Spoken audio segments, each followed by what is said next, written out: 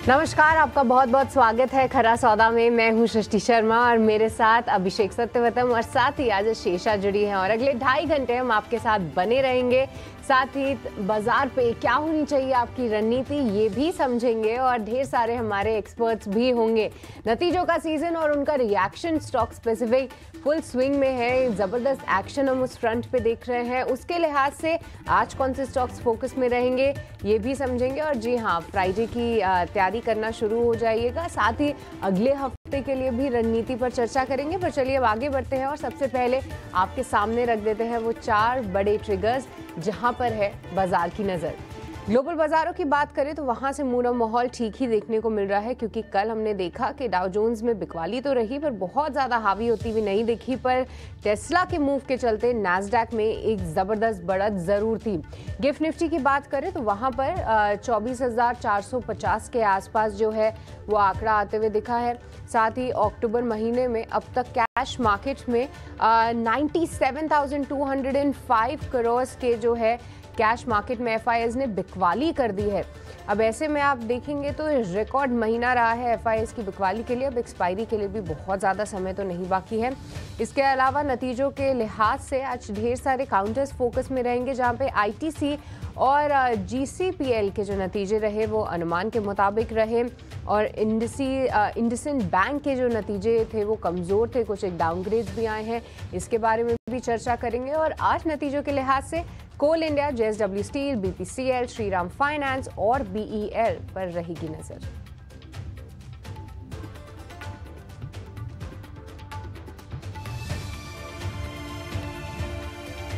बिल्कुल, कई सारे ग्लोबल ट्रिगर्स भी हैं। अमेरिकी बाजार में कुछ ही दिनों में यूएस प्रेसिडेंशियल इलेक्शंस भी होंगे और इसी के साथ इंटरेस्ट रेट एनवायरनमेंट को लेकर क्या कमेंट्री आती है उस पर भी सबकी नज़र रहेगी। लेकिन आज स्पेसिफिक कौन से ट्रिगर्स हैं, कैसे ट्रिगर्स और संकेत निकल कर आ रहे हैं भारतीय बाजारों के लिए, अभिषेक बताएं।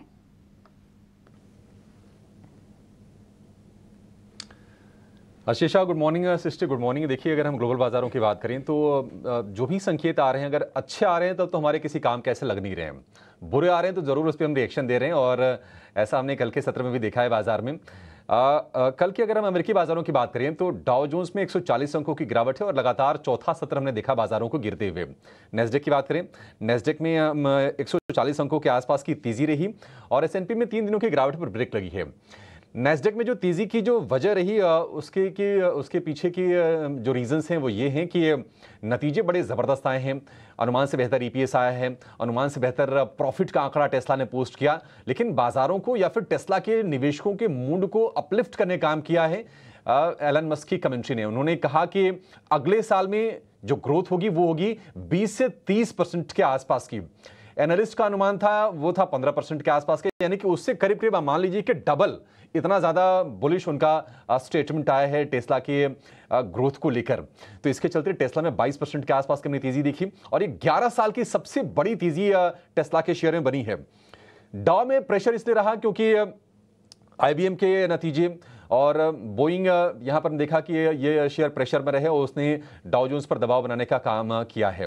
लेकिन निश्चित तौर पर एक राहत की बात अमेरिकी बाजारों के लिए ये भी आई कि जो बॉन्ड यील्ड चढ़ रही थी 4.26% पर पहुंच गई थी, वो गिर के आ गई है 4.2% के नीचे। तो वो चिंता फिलहाल के लिए थोड़ी सी किनारे जरूर हो गई है, जो कि एक बड़ा कंसर्न बनना था अमेरिकी बाजारों के लिए।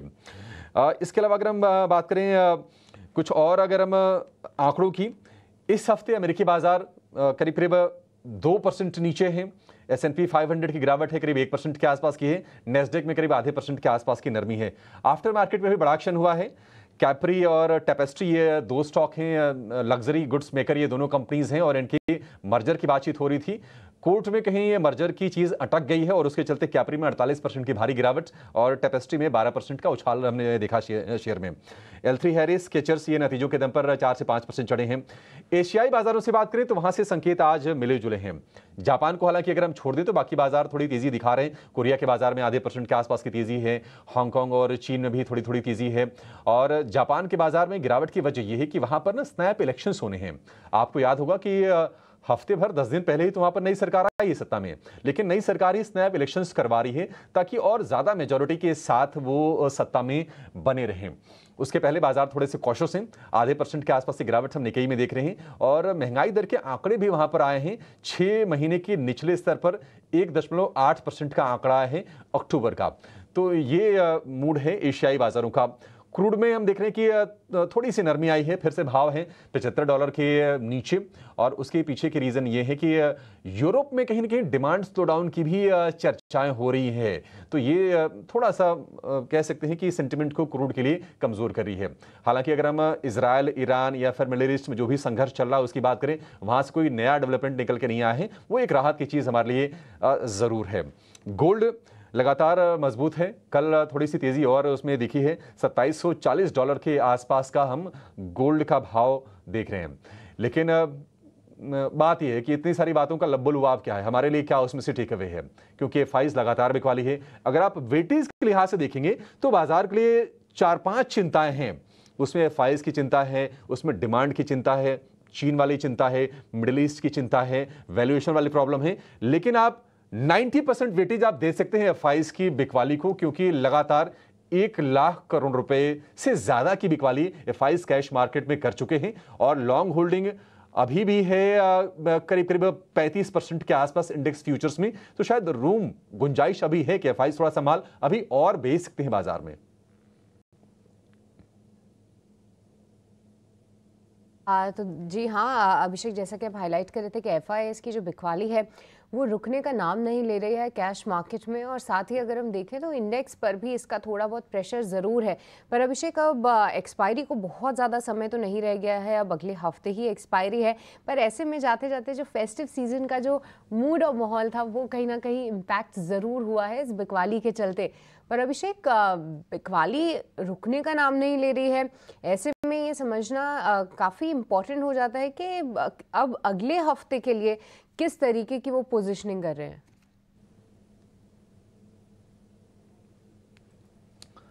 हाँ सृष्टि, देखिए निश्चित तौर पर सबसे बड़ी चिंता यही है।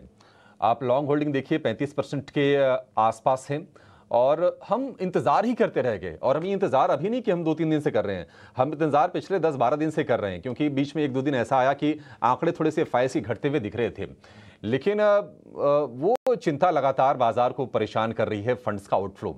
अच्छा, फंड्स अगर FIs को भारतीय बाजार में रहना है तो क्यों रहना है, उसके भी रीजंस होनी चाहिए। आप देखिए अर्निंग सीजन से बहुत कुछ खास संकेत निकल के आ नहीं रहे हैं। हाँ, इक्का दुक्का नतीजे ठीक आ जा रहे हैं तो उनको बाजार रिवॉर्ड कर रहा है। अदरवाइज ओवरऑल अगर आप देखेंगे निफ्टी की पिक्चर को देखेंगे तो ज्यादातर नतीजे या तो इनलाइन आए हैं या फिर अनुमान से कमजोर आए हैं। अनुमान से बेहतर नतीजों की संख्या कम दिखेगी, तो ये टेंशन FIs को भी होती है। तो अगर उनको सही भाव अगर मिल जाए तो शायद बाद में थोड़ी सी एंट्री जरूर करें। लेकिन फेस्टिव सीजन ने मूड को वाकई डिसरप्ट करने का काम किया है। हमने देखा है कि जो भी कंजम्पशन वाली कंपनीज हैं, FMCG हो गई या फिर अगर हम ऑटो की बात करें, ये महीने भर में सारी कंपनीज 10%, 15%, 20% नीचे आकर कारोबार कर रही हैं। तो निश्चित तौर पर ये चिंता है। इंडेक्स फ्यूचर्स में अगर हम ओवरऑल लॉन्ग शॉर्ट रेशियो की बात करें तो ये रेशो है 0.48, 0.5% के आसपास का। इसका सीधा सीधा मतलब ये है कि हर एक बुलिश पोजीशन के बदले 2 से ज्यादा शॉर्ट की पोजीशन इस वक्त बाजार में है इंडेक्स फ्यूचर्स में। और ये कहीं ना कहीं चिंता में डाल रही है बाजार को और तमाम ट्रेडर्स को, निवेशकों को भी। पिछले 4 कारोबारी सत्र से लगातार 100 DMA के नीचे बाजार ट्रेड कर रहा है और कल की जो हमने क्लोजिंग देखी है वो देखी है 24,400 के आसपास। और ये जो क्लोजिंग है अपने बिल्कुल जो नियर टर्म का सपोर्ट है ना उसके बिल्कुल करीब बाजार ट्रेड कर रहा है। 24,350 पर निफ्टी के लिए एक ठीक ठाक सपोर्ट है। अगर ब्रेक होता है तो शायद हम 24,200 और 24,000 के भी दर्शन कर लें। और मतलब अतिशयोक्ति नहीं होगी, ऐसा नहीं कि ये बहुत दूर की चीज है, क्योंकि ये जो सेंटिमेंट है वो थोड़े से नेगेटिव जरूर हैं। हाँ, एक चीज बाजार के लिए अच्छी है और वो है निफ्टी बैंक। कल हमने देखा कि 300 अंकों के आसपास की तेजी रही। जो बड़े कंट्रीब्यूटर्स हैं जैसे कि HDFC बैंक, वहां पर हमने थोड़ी सी बढ़िया प्रदर्शन देखी। अब ये शेयर धीरे धीरे करके 1800 रुपए के करीब पहुंच गया है। एक तरफा करीब 8 से 10% के आसपास की HDFC बैंक में तेजी हो गई। नतीजे उसके अच्छे आए थे HDFC बैंक के। ICICI बैंक या फिर SBI, ये कुछ बैंक्स भी बाजार को सपोर्ट करने काम कर रहे हैं। तो अगर किसी को ट्रेड लेना भी होगा ना, तो निफ्टी बैंक बेटर प्लेस लग रहा है, क्योंकि 51,000 का जो सपोर्ट है अभी फिलहाल वो इंटेक्ट है, वो बचा हुआ है। 51,500 के ऊपर की कल हमने निफ्टी बैंक ने क्लोजिंग देखी है। कल एक और चीज रही, अगर आप एडवांस डिक्लाइन का रेशियो को देखेंगे तो वो भी टिल्टेड था गिरावट की तरफ। करीब 1700 शेयर कमजोरी वाले थे और उसके मुकाबले करीब 900 शेयर तेजी वाले हमने देखे हैं। तो बाजार में अगर हम मूड की बात करें, मूड नेगेटिव है, कमजोर है। गिफ्ट निफ्टी देखिए धीरे धीरे करके थोड़ा सा नीचे आ रहा है। एक काम करते हैं, एफएनओज के जरा आंकड़ों को थोड़ा और गहराई से समझ लेते हैं। हमारे सहयोगी अंश हमारे साथ जुड़ गए हैं तमाम आंकड़े लेकर। अंश, क्या कुछ रीड किया है आपने वायदा बाजार में, और आफ्टर मार्केट जो भी आंकड़े आए होंगे, बहाव कॉपी आई होगी, आपको क्या उसमें चीज लगी है नोटिस करने लायक? बिल्कुल अभिषेक, जैसे कि अभी आप बता ही रहे थे कि एफआई पोजीशन 35% पर है। पिछले एक महीने में देखें तो एफआई ने कैश मार्केट में बिकवाली तो की ही है कंटिन्यूसली, लेकिन इंडेक्स फ्यूचर में देखें तो कंटिन्यूसली अपने लॉन्ग्स काटते गए, शॉर्ट्स ऐड करते गए। तो ये जो पूरा फॉल रहा है उसमें पूरा ये एफआई को काफ़ी लाभ होता हुआ नजर आया है। एक तरफ से कैश मार्केट से प्रेशर आ रहा था, दूसरी तरफ से इंडेक्स फ्यूचर में अपने शॉर्ट्स बिल्डअप करते जा रहे थे। तो यहाँ पर इनका काफ़ी अच्छा प्रॉफिट होता हुआ नजर आ रहा है। पिछले कुछ 12-13 सेशन से भी देखें तो एफआई लॉन्ग पोजीशन पूरा ऊपर से नीचे घटकर अब 30%, 35% के आसपास ही रह गई है। तो कहीं ना कहीं यहाँ पे शायद उनके जो लॉन्ग्स काटने का सिलसिला था, शॉर्ट्स बढ़ाने का सिलसिला था, वो यहाँ पे शायद थोड़ा थमता हुआ, थोड़ा पॉज लेता हुआ नजर आ रहा है। अगर पिछले सेशन का ही हम पोजीशन देख ले इनका इंडेक्स फ्यूचर में, तो वहां पर भी उन्होंने दरअसल लॉन्ग को बढ़ाए है 10,000 कॉन्ट्रैक्ट से, और जो उनके शॉर्ट थे वो करीबन कुछ ऑलमोस्ट 12,000 कॉन्ट्रैक्ट से कवर किए हैं। तो एफआई पिछले सेशन में हमें यहाँ पे थोड़े से पॉजिटिव साइड जाते हुए नजर आ रहे हैं। तो शायद ऐसा कुछ कह सकते हैं कि थोड़े रिकवरी वाले साइन से जो उनके शॉर्ट पोजीशन थे वो शायद अब पूरा पलट के वापस ऊपर की तरफ जाते हुए नजर आ सकते हैं। अब सेम टाइम पे अगर हम रिटेल की पोजीशन देख ले, तो जब एफआई शॉर्ट पोजीशन ऐड कर रहे थे पिछले एक महीने में, retail continuously long positions add करे जा रहे थे, कैश मार्केट में भी और इंडेक्स फ्यूचर में भी। तो यहाँ पे रिटेल का काफ़ी स्ट्रॉन्ग सपोर्ट रहा है। बाजार को गिरते वक्त ये सपोर्ट करते जा रहे थे खरीदारी कर करके, लेकिन वो जो बॉटम फिशिंग वाला सीन था वो यहाँ पे इनका थोड़ा सा डगमगाता हुआ नजर आ रहा है, क्योंकि कंटिन्यूसली वो हर फॉल पे खरीदते जा रहे हैं और निफ्टी धीरे धीरे धीरे नीचे की तरफ सरकता ही जा रहा है। तो जहाँ पे एफआई प्रॉफिट करे वहाँ पे ही रिटेल यहाँ पे थोड़ा सा लूजिंग पॉइंट पर नजर आते हैं। बिल्कुल, तो ये तो हुआ एफएनओ सेटअप, लेकिन इसके अलावा अंश निफ्टी और बैंक निफ्टी पर भी विस्तार में बात कर लेते हैं। सबसे पहले निफ्टी पर कौन से लेवल्स पर आज हमें नजर रखनी चाहिए, कौन से इंपॉर्टेंट सपोर्ट और रेजिस्टेंस लेवल्स पर दर्शकों को नजर रखनी चाहिए?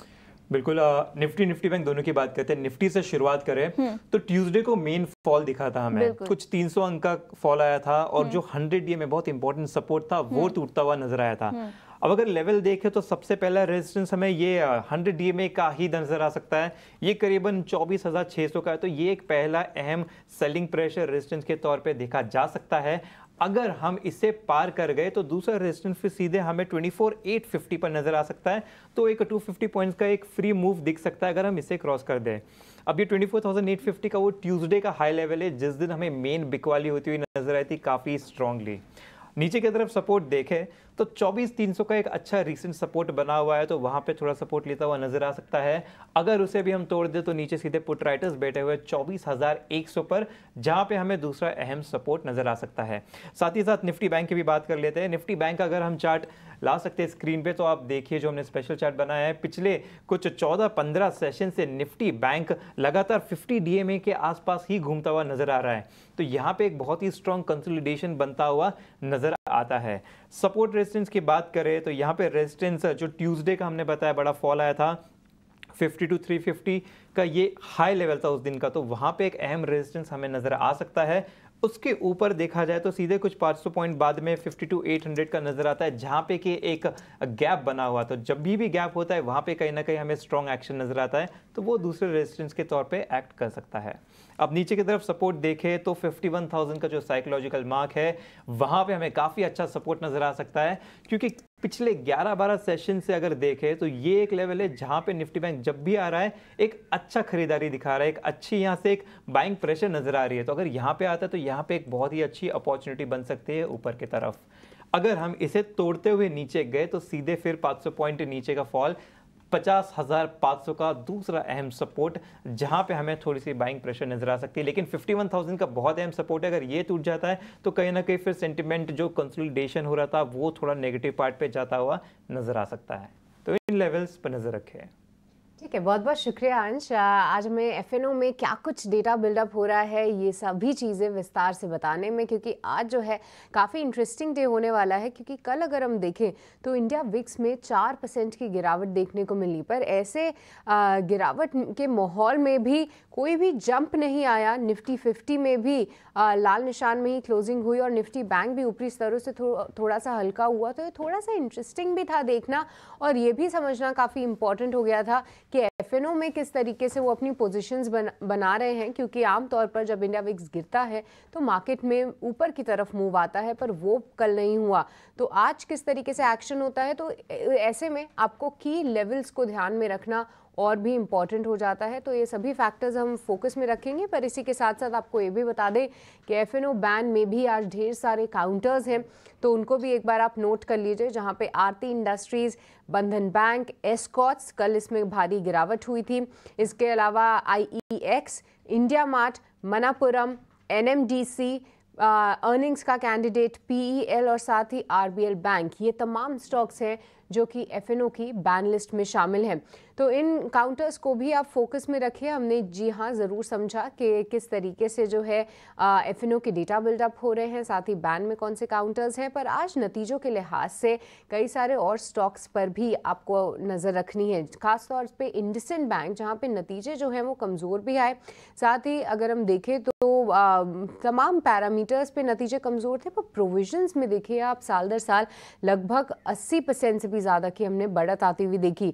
इसके बाद ब्रोकरेजेस की तरफ से भी कुछ एक डाउनग्रेड्स आए, ये भी समझेंगे। और साथ ही GCPL के भी नतीजे जो हैं कुछ खास देखने को नहीं मिले।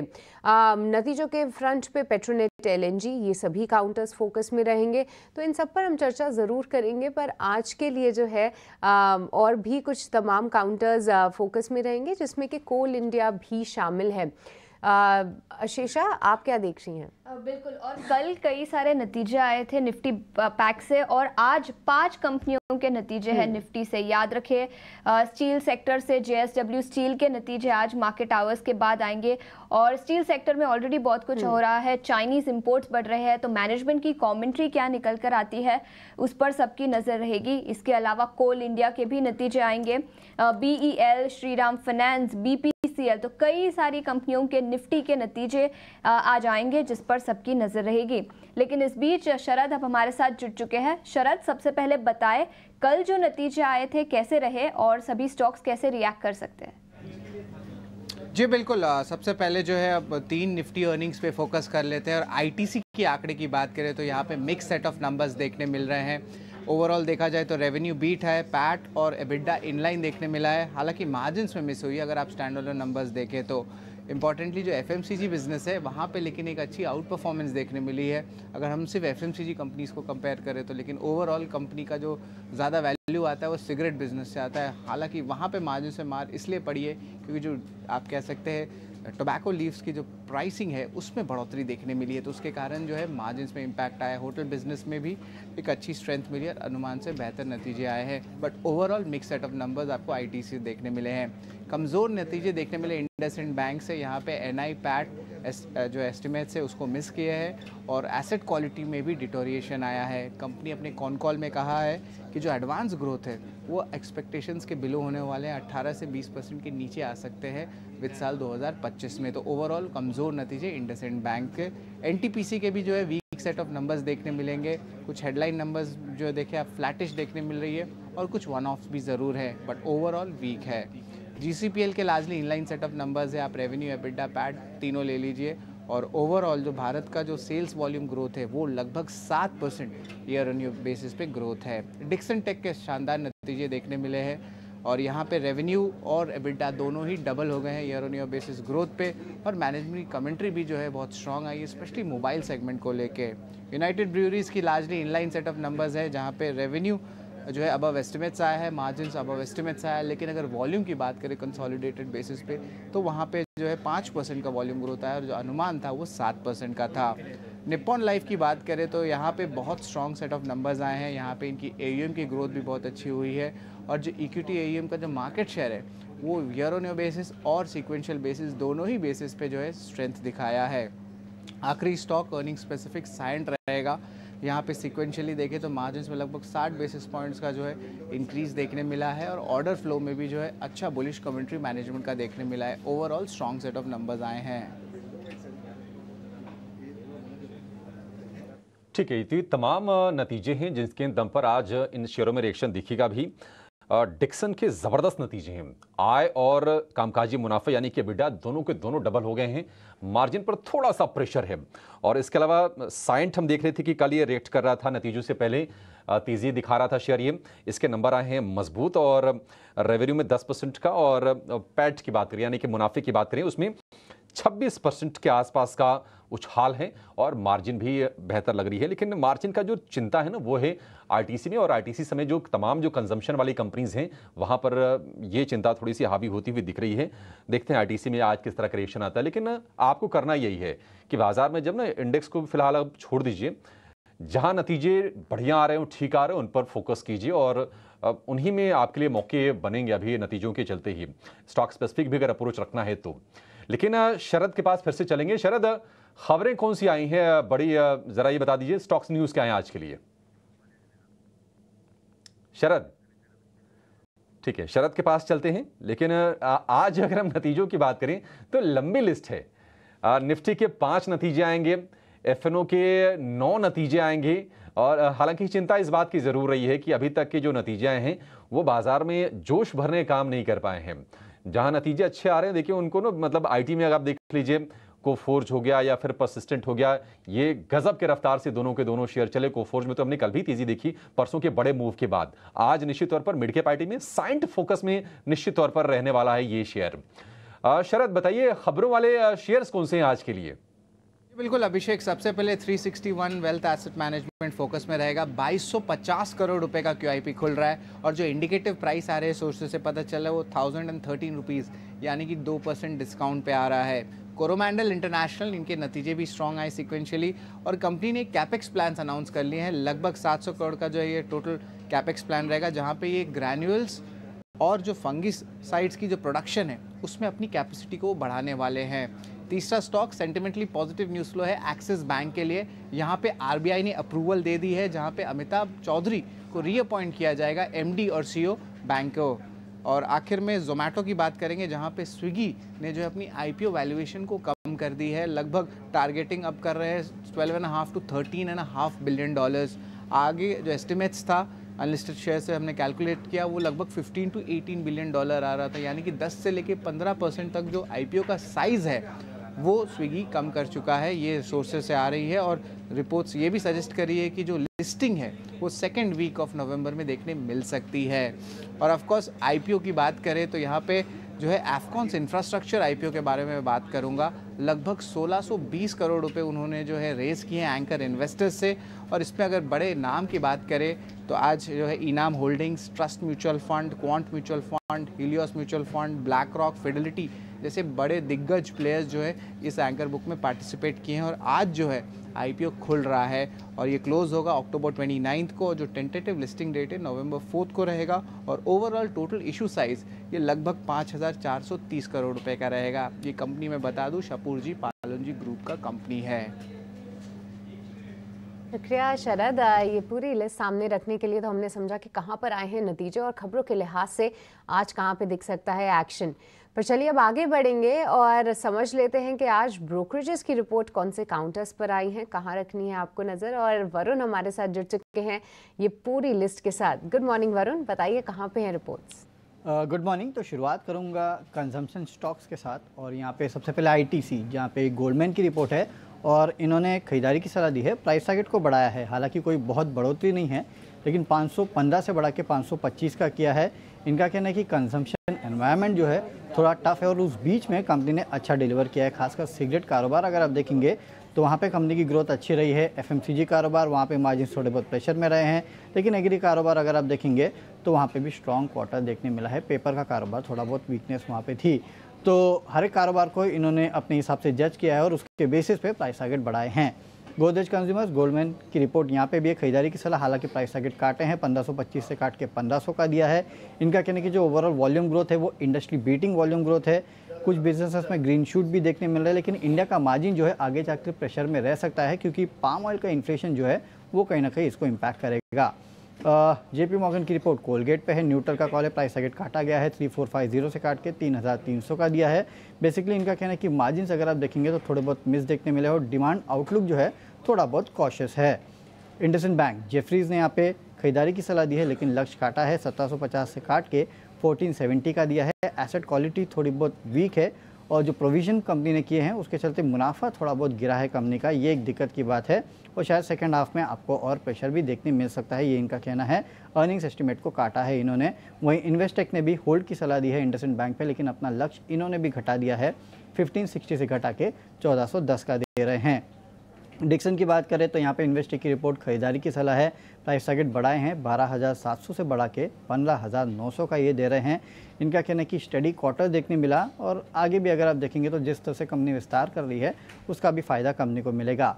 एलएनटी पे यूबीएस की रिपोर्ट है, डाउनग्रेड किया है स्टॉक को, बाय से न्यूट्रल का कॉल है, प्राइस टारगेट 4,330 से काट के 4,000 का किया है। इनका कहना है कि जो नियर टर्म ग्रोथ आउटलुक है इस कंपनी का वो थोड़ा कमज़ोर है और ये बड़ा कंसर्न है। और आखिरी में लॉरस लैब गोल्डमैन की रिपोर्ट है, सेल की रेटिंग अभी भी बरकरार है, लेकिन प्राइस टारगेट 350 से बढ़ा के इन्होंने 375 का कर दिया है। बहुत बहुत शुक्रिया वरुण ये पूरी लिस्ट के लिए। तो ढेर सारे काउंटर्स हैं जहां पर आई हैं ब्रोकरेज रिपोर्ट और नतीजों के बाद ही जो भी टारगेट प्राइस चेंज है उस पर हम चर्चा भी करेंगे कि टेक्निकल फ्रंट पे आपको किस तरीके से ये काउंटर्स को मार्क करना है। पर आइए चलिए अब स्वागत करते हैं एक एक करके, हमारे सभी एक्सपर्ट्स हमारे साथ जुड़ रहे हैं और अभी हमारे साथ अक्षय भागवत साथ हैं। अक्षय बहुत बहुत स्वागत है आपका, वेरी गुड मॉर्निंग। सबसे पहले तो अक्षय आपसे इंडेक्स पे ही नज़रिया जानना चाहेंगे आपका, क्योंकि कल जो है निफ्टी बैंक में एक आउट परफॉर्मेंस ज़रूर दिखी है, आप कैसे देख रहे हैं इस मूव को और साथ ही निफ्टी 50 के लिए भी कौन से लेवल्स मार्क करें? गुड मॉर्निंग सृष्टि। तो सेटअप अभी भी मार्केट का नेगेटिव है। कल देखे तो वीकली एक्सपायरी थी और सरप्राइजिंगली ज़्यादा कुछ मोमेंटम हमने मार्केट में देखा नहीं, एक बहुत ही फ्लैट ट्रेडिंग डे था। पर अगर आप ओवरऑल ट्रेड सेटअप देखें तो एक हेड एंड शोल्डर का बेरिश पैटर्न डेवलप हुआ है 2-3 ट्रेडिंग सेशन पहले, जिसका पॉसिबल डाउनसाइड टारगेट करीबन 24,000 का मिनिमम बनता हुआ दिख रहा है।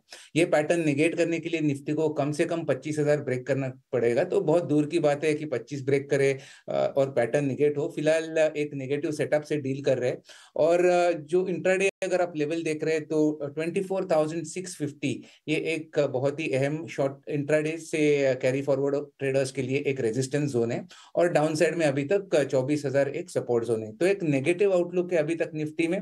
और बैंक निफ्टी की यहाँ पे अगर आप बात करें तो बैंक निफ्टी कंपैरेटिवली एक स्ट्रॉन्गर इंडेक्स है, क्योंकि अगर आप देखें तो मल्टीपल टाइम्स 51,000 का कहीं ना कहीं स्तर होल्ड कर रहा है, वहां पे बाइंग डिमांड आपको दिख रही है। पर अभी तक उसका मतलब नहीं है कि बहुत ही स्ट्रॉन्ग ट्रेंड चल जाएगा, बैंक निफ्टी 52,500 का ब्रेकआउट वापस कर देगा। एक चौपी नजरिया है बैंक निफ्टी का अभी भी, 51,000 और 52,000 ये रेंज के दायरे में बैंक निफ्टी सीमित रहेगा। और ओवरऑल अगर आप एफआईआईज का भी रुख देके बाजार में तो क्लैरिटी है कि बहुत ही स्ट्रॉन्ग सेलिंग नंबर्स है, 97,000 करोड़ प्लस की कैश में बिकवाली है, विक्स बढ़ रहा है। तो करीबन जो भी डेटा पॉइंट्स कोई भी आप देखें सब नेगेटिव है। तो अभी तक जब तक प्राइस कंफर्म ना करे, कोई जल्दबाजी ना करे बाइंग की, ये मेरा रिकमेंडेशन रहेगा। ये तो राय थी इंडेक्स लेवल पर। इस बीच हमारे साथ राहुल घोष भी जुड़ चुके हैं।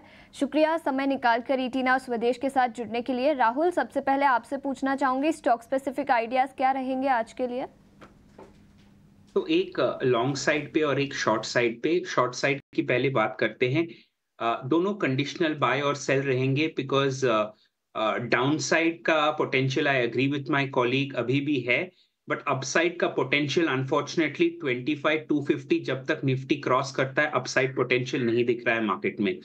तो अपसाइड में कंडीशनल बाय है, डीमार्ट 4250 के ऊपर बाय कीजिएगा, स्टॉप लॉस 4000 पे रखिए, स्टॉप लॉस 4250 के ऊपर बाय कीजिएगा, स्टॉप लॉस 3900 पे रखिएगा और 4600 और 5000 का टारगेट रखेंगे डीमार्ट में।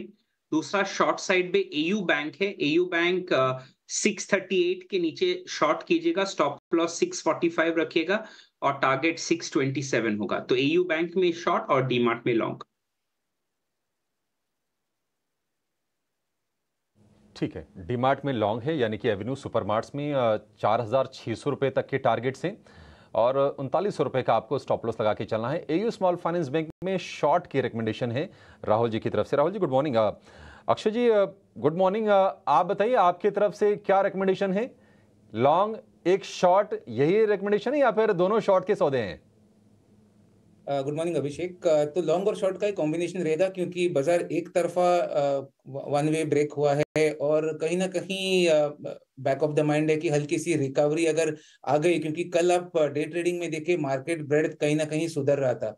तो दोनों बाय और शॉर्ट पोजीशंस मार्केट में होना जरूरी है। उसके चलते मेरा लॉन्ग का recommendation Jindal steel and power में है, जो एक सपोर्ट बेस पे ट्रेड हो रहा है। रिस्क रिवॉर्ड पे ऑफ एक्सट्रीमली बेनिफिशियल है। अगर आप यहाँ पे एक ट्रेड सेटअप देखें और एक शॉर्ट टर्म नजरिए से बाय करें, 972 और 987 ये दो पॉसिबल टारगेट एरिया से मैं वर्क कर रहा हूँ बाय की तरफ, और 892 ये मेरा स्टॉप लॉस बनेगा। दूसरा ट्रेड ऑटो स्पेस से मारुति में है, जो सेल की तरफ है। मारुति ने 12000 का एक नेगेटिव ब्रेकडाउन देखा है और एक शॉर्ट टर्म नेगेटिव डेवलपमेंट है, जिसके चलते 11230 के आसपास स्टॉक डाउनसाइड टारगेट बना सकता है। स्टॉप लॉस ये ट्रेड में आपका बनेगा 12030 का। अक्षय, ये दोनों शेयर तो वही है ना जो आपने कल के क्लोजिंग शो में दिए थे, एक लॉन्ग की एक शॉर्ट की, बीटीएसटी या फिर एसटीबीटी करने के लिए? जी जी जी, तो सेम रिकमेंडेशन है कल के क्लोजिंग शो की। मार्केट कल एक फ्लैट क्लोजिंग था, कुछ ज्यादा हुआ नहीं था, तो सेम रिकमेंडेशंस को कंटिन्यू करा मैंने।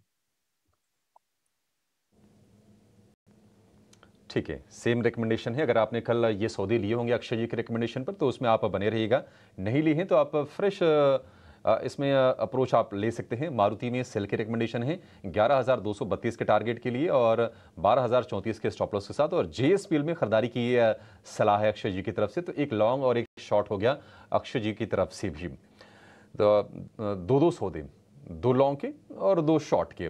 अब एक काम करते हैं, जो नतीजा है जरा उन पर फोकस करते हैं और एक एक करके समझते हैं कि आपकी रणनीति होनी क्या चाहिए। आईटीसी का शेयर हम ऑलरेडी देख रहे हैं कि 510-15 तक ये शेयर गया, वहां से रिट्रेस करके नीचे आके 470 के अराउंड ये ट्रेड कर रहा है। कल भी 2% के आसपास की गिरावट रही। नतीजे जो आए हैं वो मिक्स्ड रहे हैं, मिले जुले रहे हैं। अगर हम रेवेन्यू की बात करें वो अनुमान से बेहतर आया है। अगर हम मुनाफे की, कामकाजी मुनाफे की बात करें तो वो अनुमान के मुताबिक नंबर हैं, लेकिन जो चीज़ मिस है वो है मार्जिन का, और ये चीज़ परेशान कर रही है तमाम एफएमसीजी कंपनीज को, और उसमें आईटीसी भी अब शामिल हो गई है। आईटीसी के शेयर पर क्या भी होना चाहिए राहुल जी आपका? 470 के आसपास का शेयर है, एक बार ओपनिंग का वेट कर लें या फिर आपको लगता है कि थोड़ा सा और नीचे जाने के लिए तैयार है शेयर ये? तो अनफॉर्चुनेटली डाउनवर्ड ट्रेंडिंग चैनल में ट्रेड कर रहा है। दोनों वीकली और डेली चार्ट पे कोई सपोर्ट अभी हाल ही फिलहाल में नहीं है। 465 के आसपास एक सपोर्ट है, बट वो भी सपोर्ट ले रहा है कि नहीं, क्योंकि इतना स्ट्रॉन्ग डाउन ट्रेंड शुरू हुआ है, देखना जरूरी है। और वहां से बाउंस आ रहा है, सस्टेन हो रहा है, तभी लॉन्ग जा सकते हैं और प्रीएम्प्ट नहीं करना चाहिए लॉन्ग साइड पे। तो अभी बाय का रिकमेंडेशन नहीं देंगे। ठीक है, बाय का रिकमेंडेशन इस पर नहीं होगा। हालांकि अगर आप गोल्डमैन सैक्स का व्यू मानेंगे तो खरीदारी की राय उनकी बरकरार है और लक्ष्य को 515 से बढ़ाकर किया है उन्होंने 525 रुपए प्रति शेयर का। एक और शेयर जो आज अर्निंग के चलते फोकस में रहेगा अपने नतीजों के चलते, वो है इंडसइंड बैंक का। वीक नतीजे इसके आए हैं, कमजोर। मुनाफे की बात करें 40% की गिरावट है, और अगर हम ब्याज से आए यानी कि एनआईआई की बात करें उसमें 5.25% के आसपास का उछाल है। प्रोविजनिंग इनकी बड़ी है, और बड़ी नहीं है मतलब बहुत ज़्यादा उसमें उछाल आए हैं। 1820 करोड़ हो गई है 974 करोड़ से बढ़कर, यानी करीब 86-87% के आसपास का उछाल है। एसेट क्वालिटी के फ्रंट पर थोड़ी सी हम देख रहे हैं कि दिक्कतें और बढ़ गई हैं इंडसइंड बैंक के शेयर में। अक्षय जी, जरा इंडसइंड बैंक आप जरा बताइए, कल के सत्र में हमने देखा कि लोअर लेवल से रिकवर करके हरे निशान में लौटा जरूर है, लेकिन लगातार वैसे ये भी गिरावट का शिकार हो रहा है शेयर। महीने भर में 10-12% ये शेयर नीचे आ चुका है। इंडसइंड बैंक अभी कितने क्या लेवल्स आप देख रहे हैं इसमें? तो नतीजे देखे तो क्लैरिटी है कि एक नेगेटिव आउटलुक है, वीक नंबर्स है। और एक इंटरेस्टिंग बात है कि नंबर्स आने के पहले ही स्टॉक ने एक नेगेटिव ब्रेकडाउन दिखा दिया था चार्ट्स पे। एक ब्रेकडाउन हमने देखा था प्राइस चार्ट पे 1370 के स्तर पे, और ये एक डेवलपमेंट थी रिजल्ट्स के पहले कि स्टॉक के नतीजे शायद वीक आएंगे। तो आज जो आपको मिल रहा है शायद एक पॉसिबल गैप डाउन हो सकता है इसमें, तो कोई खरीदारी तो ना करे, क्योंकि एक नेगेटिव ब्रेकडाउन का काफी डाउनसाइड बड़ा टारगेट हो सकता है। जो सपोर्ट एरिया फिलहाल मैं देख रहा हूँ वो करीबन 1100 के आसपास है, तो बाय तो ना करे, बट जिनके पास शॉर्ट टर्म ट्रेडिंग बेट्स है और फंसे है इसमें, इनको तुरंत एग्जिट लेना मैं रेकमेंड करूंगा। अगर किसी पास लॉन्ग टर्म में है तो 1100 आता है तो वहां पे एक बार रिव्यू करना पड़ेगा, बट क्लियरली एक नेगेटिव स्ट्रक्चर है और बाय करने की रिकमेंडेशन नहीं रहेगी शॉर्ट टर्म ट्रेडिंग के लिए। ठीक है, बाय करने की रिकमेंडेशन ही है शॉर्ट टर्म में इंडसइंड बैंक को लेकर। एग्जिट की सलाह है। आज निश्चित तौर पर देखिए नतीजे कमजोर हैं, गिरावट के साथ ही शुरुआत होगी, उसके बाद इस पर फिर से हम व्यू जरूर लेंगे। एक और शेयर जो बहुत तेज रफ्तार से चला था, लेकिन हाल फिलहाल हम देख रहे हैं कि पावर और पावर इक्विपमेंट रिलेटेड जो भी कंपनीज है वहां पर प्रेशर आ रहा है। एनटीपीसी के नतीजे भी हम देख रहे हैं कि कमजोर साइड पर ही आए हैं, क्योंकि रेवेन्यू गिरा है। प्रॉफिट में हालांकि हमने 15% के आसपास की बढ़ोतरी देखी है, लेकिन मार्जिन में 2% के आसपास की गिरावट एनटीपीसी की है।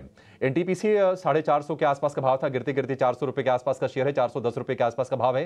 राहुल जी, क्या व्यू होगा आपका इसमें? तो स्पेसिफिकली एनटीपीसी में दो चीज देखना जरूरी है। एक तो जो मंथली का क्लोजिंग है अक्टूबर मंथ का, वो 420 के ऊपर होना चाहिए, जो फर्स्ट पॉइंट जो देखना चाहिए। दूसरा एक रेजिस्टेंस एरिया है अराउंड 428 429 पे, जो शॉर्ट टर्म में वो भी उसके ऊपर, उस रेजिस्टेंस के ऊपर क्लोज होना चाहिए। स्टॉक का क्लियर डाउन ट्रेंड नहीं आया अभी तक, जो नॉर्मली चार्ट पैटर्न्स में आप देख रहे हैं कि हेड एंड शोल्डर से ब्रेकडाउन हो रहा है, वो नहीं हो रहा है यहाँ पे। अपवर्ड ट्रेंडिंग चैनल में अभी भी ट्रेड कर रहा है। हर बार जब नीचे के साइड पे आता है बॉटम चैनल पे आपको बाउंस दिख रहा है, तो अभी भी वेट एंड वॉच करेंगे, लॉन्ग इनिशिएट नहीं करेंगे। बट हाँ, अगर किसी का थोड़ा लंबा नजरिया है 6-8 मंथ्स और हायर देन दैट, फिर एनटीपीसी में निवेश करना चाहिए।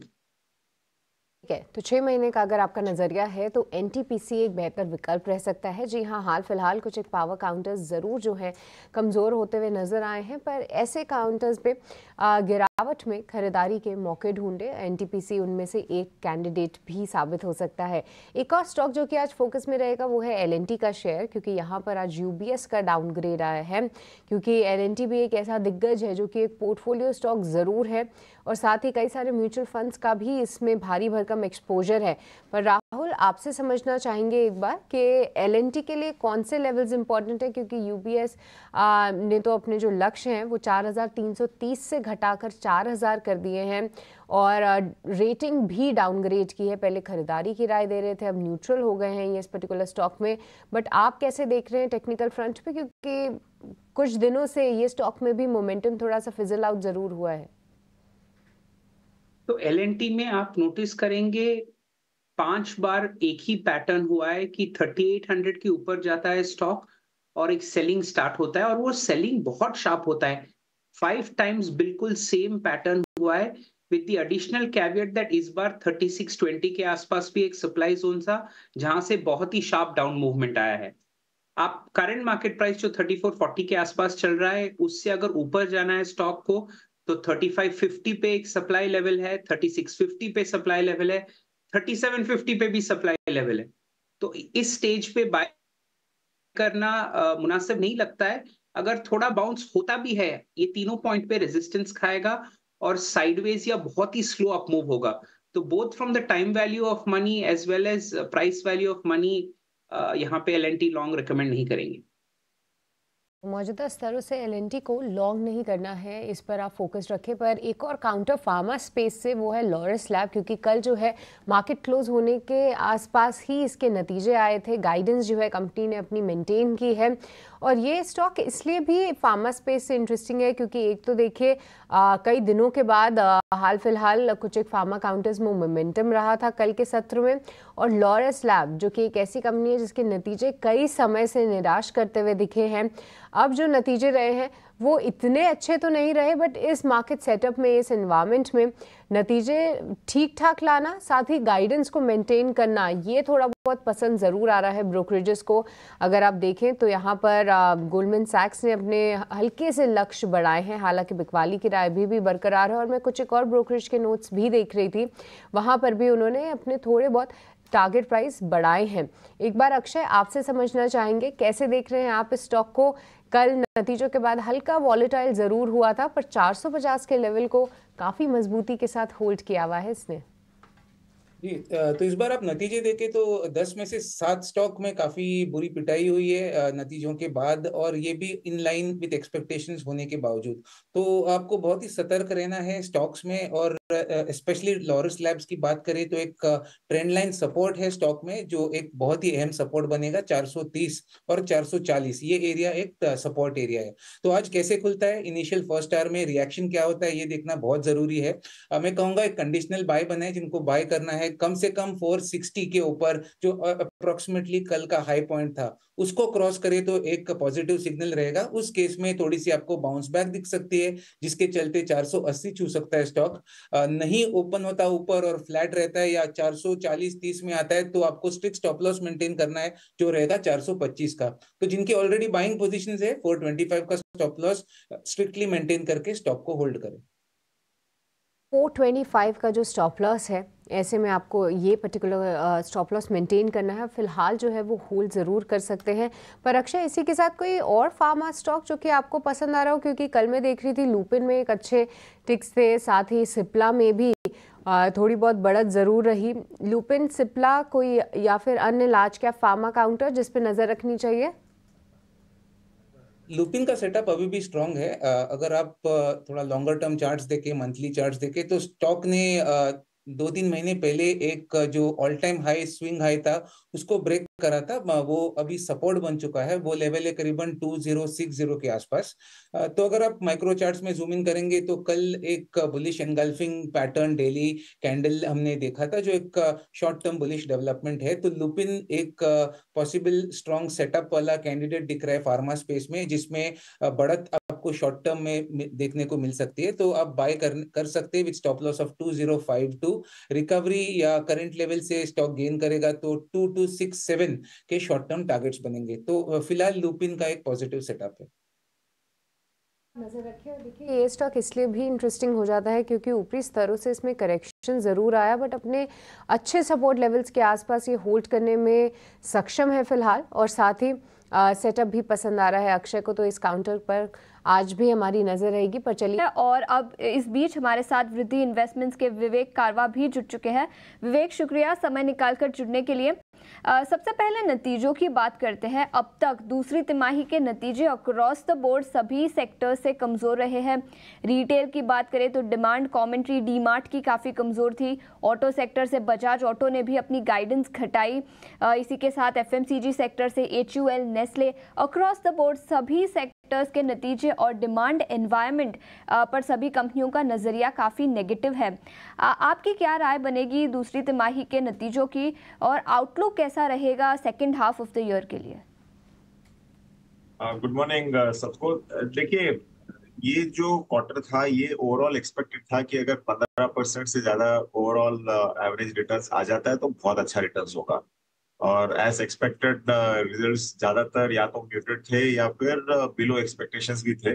और इसका नतीजा ही हम लोग ये मैं बहुत बार कह चुका था कि वैल्यूएशन बहुत ज्यादा है, और रिजल्ट अगर खराब आएंगे जो एक्सपेक्टेड है तो वैल्यूएशन में करेक्शन होगा। तो यही हम लोग अभी बाजार में देख रहे हैं, बाजार इतना गिर चुका है। और मुझे लगता है कि अगला क्वार्टर भी हो सकता है कि म्यूटेड रहे, मतलब अगले कुछ अगर ये जो क्वार्टर है इसका रिपल इफेक्ट आपको अगले क्वार्टर में भी देखने को मिलेगा। तो अगर 12 से लेके 15% आ जाता है तो बहुत अच्छा होगा बाजार के लिए, और जो लग रहा है कि आज के दिन ना वैसे होने वाला नहीं है, तो मैं बहुत बुलिश नहीं हूँ। लेकिन हाँ, ओवरऑल ये करेक्शन के बाद मुझे लगता है कि आपको सिलेक्टिवली जहां जहां अच्छे रिजल्ट्स आ रहे हैं वहां पे आपको देखना होगा। लेकिन कोई भी क्रूड ऑयल अगर जंप करता है, वॉर काइंड ऑफ सिचुएशन आती है, तो वो एक और रिस्क बाजार के लिए है। तो बाजार ये सारा फैक्टर इन करके एक रेंज में बैठा हुआ है, और ये भी मैं कह रहा था कि एक रेंज में रहने वाला है। 2024 अगर हाई सिंगल डिजिट्स रिटर्न मिल जाते हैं बाजार से तो बहुत अच्छा होगा। तो बाजार रेंज बाउंड रह सकता है और दूसरी तिमाही के कमजोर नतीजे और मैनेजमेंट कमेंट्री का रिपल इफेक्ट तीसरे और चौथे तिमाही में इस साल दिखाई दे सकता है। इस बीच HUL पर फोकस करेंगे। याद रखें, निफ्टी FMCG इंडेक्स पर भारी दबाव दिखा था कल के ट्रेडिंग सेशन में। 3 महीने के निचले स्तर पर निफ्टी FMCG इंडेक्स था। करीब 6% की गिरावट HUL पर दिखी, जहां पर डिमांड एनवायरनमेंट कंपनी का मानना है कि काफ़ी कमज़ोर है। रूरल तो रिकवर हो रहा है, लेकिन अब अर्बन डिमांड के भी कंसर्न्स है, जिसके चलते पूरा FMCG इंडेक्स कल गिरावट के साथ बंद होता हुआ नजर आया। अक्षय, क्या राय रहेगी FMCG स्टॉक्स पर और इन पर्टिकुलर HUL पर? 6% की गिरावट के बाद क्या अब खरीदारी के मौके बन सकते हैं? जी, तो कल लाइमलाइट में FMCG था बिल्कुल बराबर, क्योंकि काफी पिटाई हुई और मेरे हिसाब से कोई भी स्टॉक का जो बचा नहीं ये सैलाब में। तो इसमें HUL की बात करें तो ट्रिगर मेरे हिसाब से HUL के नतीजों के बाद ही था पूरे पैक में सेल ऑफ का। तो यहाँ पे तो काफी बिकवाली हो चुकी है। अभी सपोर्ट कहाँ पे या कहाँ से थोड़ी सी जो राहत मिल सकती है स्टॉक में, उसे हमें अगर टेक्निकल स्तर पे खोजना है तो सपोर्ट एरिया है करीबन 2425 के आसपास। कल का लो पॉइंट मेरे हिसाब से कल 2452 था, तो 20-25 प्लस माइनस सपोर्ट से डे लो से रिकवर करा है। तो मेरे हिसाब से शायद 2425 के आसपास एक राहत मिल सकती है। तो इसका मतलब ये नहीं कि बॉटम बन चुका है, थोड़ा टाइम लगेगा स्टॉक को स्टेबलाइज होने में, वहां से रिकवर अटेम्प्ट करने में। तो जिनके पास है अभी भी पोजीशन स्टक है, उनको 2415 ये स्टॉप लॉस मेंटेन करके होल्ड करना है। पर कोई फ्रेश खरीदारी करने की तो राय फिलहाल मैं नहीं रखूंगा। स्टेबिलिटी के बाद एक बार रिव्यू लेके फिर डिसाइड करेंगे कौन सा स्तर सही रहेगा मोमेंटम कैच करने के लिए। बिल्कुल, तो ये राय HUL पर और FMCG इंडेक्स पर। इसी के साथ ऑटो स्टॉक्स पर भी नजर डालेंगे। याद रखिए, 4 महीने के निचले स्तर पर निफ्टी ऑटो इंडेक्स भी कल बंद होता हुआ नजर आया। बजाज ऑटो, TVS मोटर, ये कुछ टॉप लूजर्स थे कल के ट्रेडिंग सेशन में ऑटो सेक्टर से। बजाज ऑटो से कुछ दिनों पहले मैनेजमेंट की कमेंट्री काफ़ी कमज़ोर थी, जहां पर उनका मानना है कि across the board demand environment काफ़ी कमज़ोर है। और राहुल, क्या राय होगी ऑटो सेक्टर पर और बजाज ऑटो पर इन पर्टिकुलर? पिछले 1-8 महीने में देखें तो स्टॉक में भारी गिरावट भी दिखी है। तो स्पेसिफिकली अगर पहले बजाज ऑटो की बात करें तो एक अच्छा राउंडिंग बॉटम पैटर्न पे स्टॉक आया है। तो डाउन मूव जो हुआ, एक हेड एंड शोल्डर्स से ब्रेक डाउन हुआ, ब्रेक डाउन के बाद एक सप्लाई जोन से फर्दर सेलिंग आया है। करंटली एक बड़ा डिमांड जोन जो राउंडिंग बॉटम से बना है 10,000 लेवल से 9,000 लेवल्स पे बना है, जहां पे सपोर्ट ले रहा है। और मेरे ख्याल से यहाँ पे से एक मूव 11,200 की तरफ आप देख सकते हैं, तो बाय कर सकते हैं। बट ये माइंड में रखना चाहिए कि मार्केट का ट्रेजेक्टरी डाउन है, ये अपवर्ड मूव थोड़ा सा स्लो हो सकता है, बट अपसाइड का पोटेंशियल डेफिनेटली है काउंटर पे।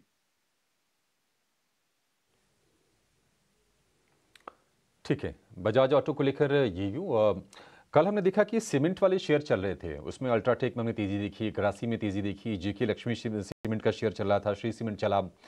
विवेक जी, एक आपसे क्विक व्यू जानना चाहेंगे सीमेंट को लेकर, क्योंकि देखिए डिमांड की चिंता वहां पर भी है और ये खबरें भी आ रही थी कि सितंबर में जो प्राइस हाइक लिए थे कंपनीज ने, शायद उसको थोड़ा रिवर्स करें, फिर से उस पर सोचें, विचार करें। आप जरा ये बताइए कि कल चूंकि तेजी बनी है सीमेंट शेयर में, थोड़ा उत्साह भी बना होगा निवेशकों में या फिर ट्रेडर्स में, आप कितने कन्विंस्ड हैं इस तेजी से?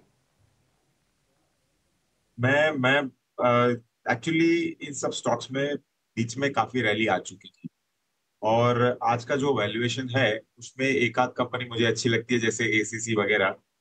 लेकिन आप एक और साइड में देखिए, जो गवर्नमेंट का केपेक्स होना चाहिए था वहां पे आपको थोड़ा सा स्लो डाउन ऑलरेडी दिख रहा है। जो नए प्रोजेक्ट्स जो लोग अवार्ड करते हैं वगैरह, उसमें थोड़ा सा स्लो डाउन दिख रहा है, क्योंकि अब इस इलेक्शन के रिजल्ट के बाद पॉलिटिक्स ज्यादा हावी होके रखी है। और मुझे लगता है कि सरकार अब ये चाह रही है कि ज्यादा पॉपुलिज्म करे, और ये वाला स्पेंडिंग थोड़ा बहुत स्लो हो तो चलेगा। तो लेकिन हाँ, लकीली सीमेंट इंडस्ट्री के लिए रियल एस्टेट बहुत अच्छा कर रहा था, लेकिन ये जो चाइना फैक्टर है उसके कारण थोड़ा सा वहां पे भी डर है लोगों को। लेकिन मुझे लगता है कि एज ए मार्केट परफॉर्मर ये सेक्टर रहने वाला है। तो आई डोंट सी एनी क्या बोलते हैं कि वो आउट परफॉर्मेंस, या फिर आप बोलो कि वापस बहुत ही ज्यादा तेजी दिखाएगा, वैसे नहीं होने वाला है। जो बड़ी बड़ी कंपनीज है, अल्ट्राटेक या फिर अंबुजा सीमेंट्स, इनका वैल्यूएशन ऑलरेडी बहुत ज्यादा है। लेकिन हाँ, कुछ कंपनीज है लाइक एसीसी, वो अभी भी कंफर्टिंग लेवल्स पे है। तो आपको बहुत सिलेक्टिव होके वैसे सेक्टर पे, आप वैसे स्टॉक्स पे ही आपको जाना होगा। ठीक है। इसमें स्टॉक्स बहुत आपको केयरफुली चुनना पड़ेगा, और ये इस पर विवेक जी की राय है। अक्षय, कल नतीजों के दम पर हमने देखा पिरामल फार्मा में बड़ा गजब का मूव आया, करीब 18-19% ये शेयर चल गया, क्योंकि जो मुनाफे का आंकड़ा पोस्ट किया वो था करीब 4 गुना ज्यादा का। जेफरीज की रिपोर्ट आई है और 260 का टारगेट इन्होंने दिया है, और खरीदारी की राय जो है इनकी इंटैक्ट है। 255 रुपए पर तो ऑलरेडी ये शेयर पहुंच गया है, और उसके पहले हमने देखा था कि एक रेंज में ही शेयर कारोबार कर रहा था कल के दिन से पहले। आप जरा बताइए, किसी ने अगर बाइंग की होगी, क्या उसको होल्ड करके रखना है, और क्या नई खरीदारी कर सकते हैं इस लेवल पर? जी, तो कल का मूव बहुत ही पावरफुल ब्रेकआउट हमने देखा है, और ये ब्रेकआउट का स्तर 245 का था, जिसके चलते एक टेक्निकल मोमेंटम कैचअप करा स्टॉक ने, वॉल्यूम्स का भी सपोर्ट मिला। तो एक पॉजिटिव डेवलपमेंट है। कल मेरे हिसाब से क्लोजिंग शो में भी बीटीएसटी की राय की बात की थी हमने इस पे, और 270 के आसपास इसके टारगेट पोटेंशियल बनते हुए दिख रहे हैं from short term trading perspective. तो बने रहने की सलाह है। बाय चांस स्टॉक आपको एक 240-45 के रेंज में डिप भी आने वाले दिनों में ऑफर करेगा, तो बिल्कुल आपको बाय करना है। और 237 के स्टॉप से बने रहिए। 270-75 के आसपास एक बार शॉर्ट टर्म में मुनाफा बांध ले, ये सलाह रहेगी पिरामल फार्मा में। बाय ऑन डिप्स की सलाह है पिरामल फार्मा के शेयर में। बाय ऑन डिप्स क्या राहुल जी रिलायंस के शेयर में करनी है क्या? क्योंकि 10% ऊपरी स्तरों से ये नीचे आ गया है फिलहाल। शेयर ही 27 रुपए के नीचे आकर कारोबार करा। अगर महीने भर की बात करें तो रिलायंस में क्या भी होगी? और लगे हाथ में आप एक और दिग्गज एचडीएफसी बैंक पर व्यू दीजिए। लोग इंतजार कर रहे हैं कि 1800 रुपए के पार कब ये जाएगा शेयर, ये क्योंकि लगातार मोमेंटम दिखा रहा शेयर। ये दोनों शॉर्ट और मीडियम टर्म के लिए रिलायंस का अभी बाय सजेशन नहीं होगा। मल्टीपल फैक्टर्स हैं। HDFC bank on the contrary, आप मंथली चार्ट पे नोटिस करेंगे एक बहुत ही पुराना conventional technical pattern inverse head and shoulders का ब्रेकआउट का पॉसिबिलिटी है। 1780 के ऊपर, 1750 पे करंट मार्केट प्राइस चल रहा है। अगर 1780 के ऊपर क्लोजिंग होता है तो अ गुड 150 रुपीज स्टॉक में, 10% स्टॉक में ऊपरी स्तर से दिख सकता है। 2 बार 1780 के ऊपर से करेक्ट हुआ है एचडीएफसी बैंक, और दोनों साइड शार्प करेक्शन हुआ है 1780 के ऊपर जाने के टाइम पे। तो इस बार 1780 के ऊपर एक बुलिश क्लोजिंग के लिए वेट कीजिएगा। उसके ऊपर लॉन्ग इनिशिएट कर सकते हैं। स्टॉप लॉस इसका होगा 1745 का, और at least 150 rupees on the upside expect कर सकते हैं। ठीक है, एचडीएफसी बैंक को लेकर ये व्यू। बाजार के साथ साथ आज ना आईपीओ मार्केट का भी एक्शन हम देखेंगे, क्योंकि एफकॉन्स इंफ्रा का आईपीओ आज से खुल रहा है। ये आईपीओ का साइज है 5430 करोड़ रुपए का। शाहपुर जी पालोन जी ग्रुप की ये इंफ्रास्ट्रक्चर रिलेटेड ये कंपनी है। आज से ये खुल जाएगा और 29 अक्टूबर तक आपके पास इसमें पैसे लगाने का मौका होगा। विवेक जी, आपने क्या रीड किया है इस आईपीओ को, एफकॉन्स के आईपीओ को, और आपका व्यू क्या होगा इस पर, पैसे लगाने ही या नहीं? तो पहले तो अपफ्रंट बोल देता हूँ अभिषेक जी कि इंफ्रास्ट्रक्चर एज स्पेस मुझे कोई खास नहीं लगता है। इसके लिए मैंने बहुत ज्यादा डीप स्टडी नहीं की है, लेकिन हाँ ओवरऑल जितना भी देखा है उस बेसिस पे और ये ग्रे मार्केट प्रीमियम भी आपको दर्शा रहा है कि बहुत ही छोटा सा प्रीमियम आपको वहां पे देखने को मिल रहा है, करीबन 60-70 रुपए का। देखिए कंपनी का ऑर्डर बुक साइज बहुत अच्छा है, करीबन 32,000 करोड़, और ये लोग जो करीबन 5,200 करोड़ या 400 करोड़ उठाएंगे, उसमें से ऑलमोस्ट 4,200 करोड़ तो ओएफएस के जरिए प्रमोटर्स को जाने वाला है। तो कंपनी को तो आएगा खाली 1,200-1,300 करोड़ के बीच में। और ओवरऑल जैसे मैंने कहा, ऑर्डर बुक साइज बहुत अच्छा है, तो इसके कारण ना मुझे लगता है कि आईपीओ सेल थ्रू होगा। लेकिन एक और चीज है, मैं ये देख रहा हूँ कि जो ये ग्रुप है आज के दिन सफरजी पलजी, वहां पे ओवरऑल ग्रुप लेवल पे डेट बहुत ज्यादा है। और इस प्राइस बैंड में ये आईपीओ आपको करीबन 38 पी के ऊपर मिलेगा, अराउंड 37-38 पी के बीच में। जो एवरेज पी जो है इंडस्ट्री का आज वो है करीबन 35, तो थोड़ा सा प्रीमियम साइड में ही है।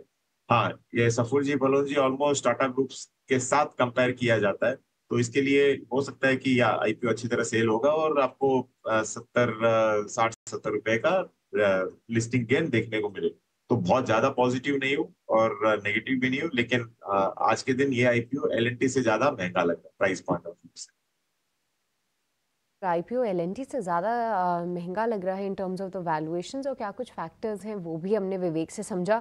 पर आज हीरो मोटोकॉर्प पर भी नज़र रखिए, क्योंकि यहाँ पर एक रेटिंग डाउनग्रेड आया है, यूबीएस की तरफ से एक डाउनग्रेड रहा है। साथ ही उन्होंने अपने जो लक्ष्य हैं उसको अब घटा दिए हैं। माफ़ कीजिएगा, यूबीएस की बिकवाली की ही राय थी, पर लक्ष्य उन्होंने अब 3,300 के कर दिए हैं। और जो कॉमेंट्री है वो भी काफ़ी नेगेटिव साइड है, क्योंकि देखिए कई समय से जो हम ऑटोज़ में वीकनेस को हाईलाइट कर रहे थे, अब यूबीएस का कहना है कि जो पूरी थीम चल रही थी कि रूरल में डिमांड रिवाइवल होगा, वैसा कुछ अभी फ़िलहाल देखने को नहीं मिल रहा है। और अन्य सेक्टर्स पर भी हम कुछ ऐसी ही कमेंट्री आते हुए देख रहे हैं। एक बार अक्षय, हीरो मोटोकॉर्प पे ख़ास तौर से मैं आपसे राय जानना चाहती हूँ, क्योंकि ये स्टॉक के काफ़ी इंटरेस्टिंग जंक्चर पे आ खड़ा हुआ है। 5,100 यहाँ पर पिछली बार इन्हीं लेवल से इसने एक ज़बरदस्त वन वे मूव अप दिखाया था, अब इन लेवल्स को फिर से रीटेस्ट कर रहा है। आप कैसे देख रहे हैं इसे?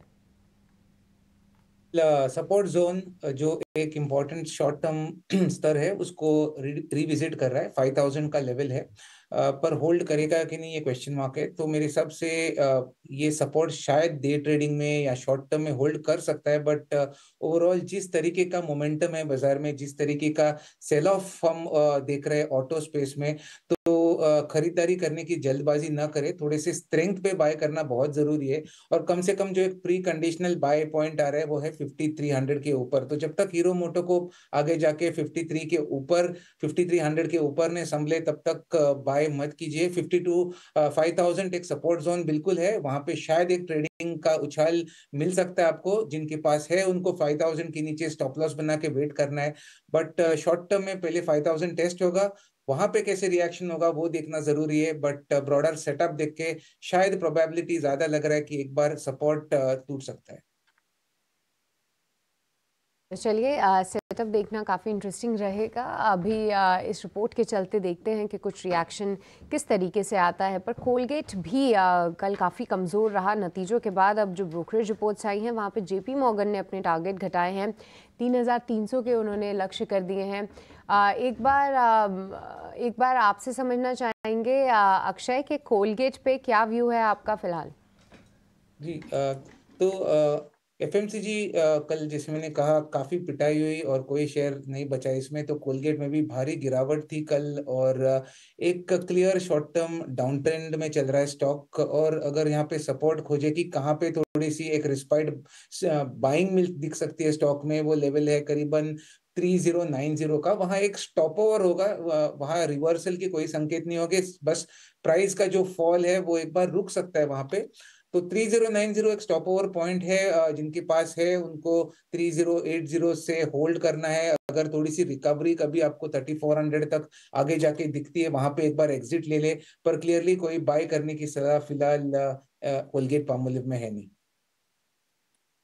कोलगेट के लिए हमने कुछ अहम लेवल समझे, पर अब आप देखिए थोड़े से प्री ओपन रेट्स भी आना शुरू हो गए हैं। इन पर तो हम फोकस करेंगे ही इंडेक्स लेवल पे, पर इंडसइंड बैंक आप एक बार अगर देखें तो 10% की गिरावट के साथ खुलने की तैयारी कर रहा है। हम सुबह से हाईलाइट कर रहे थे कि किस तरीके से ये पर्टिकुलर काउंटर के नतीजे काफ़ी निराशाजनक रहे हैं। प्रोविजंस में एक ज़बरदस्त 80% का उछाल सार आते हुए दिखा है।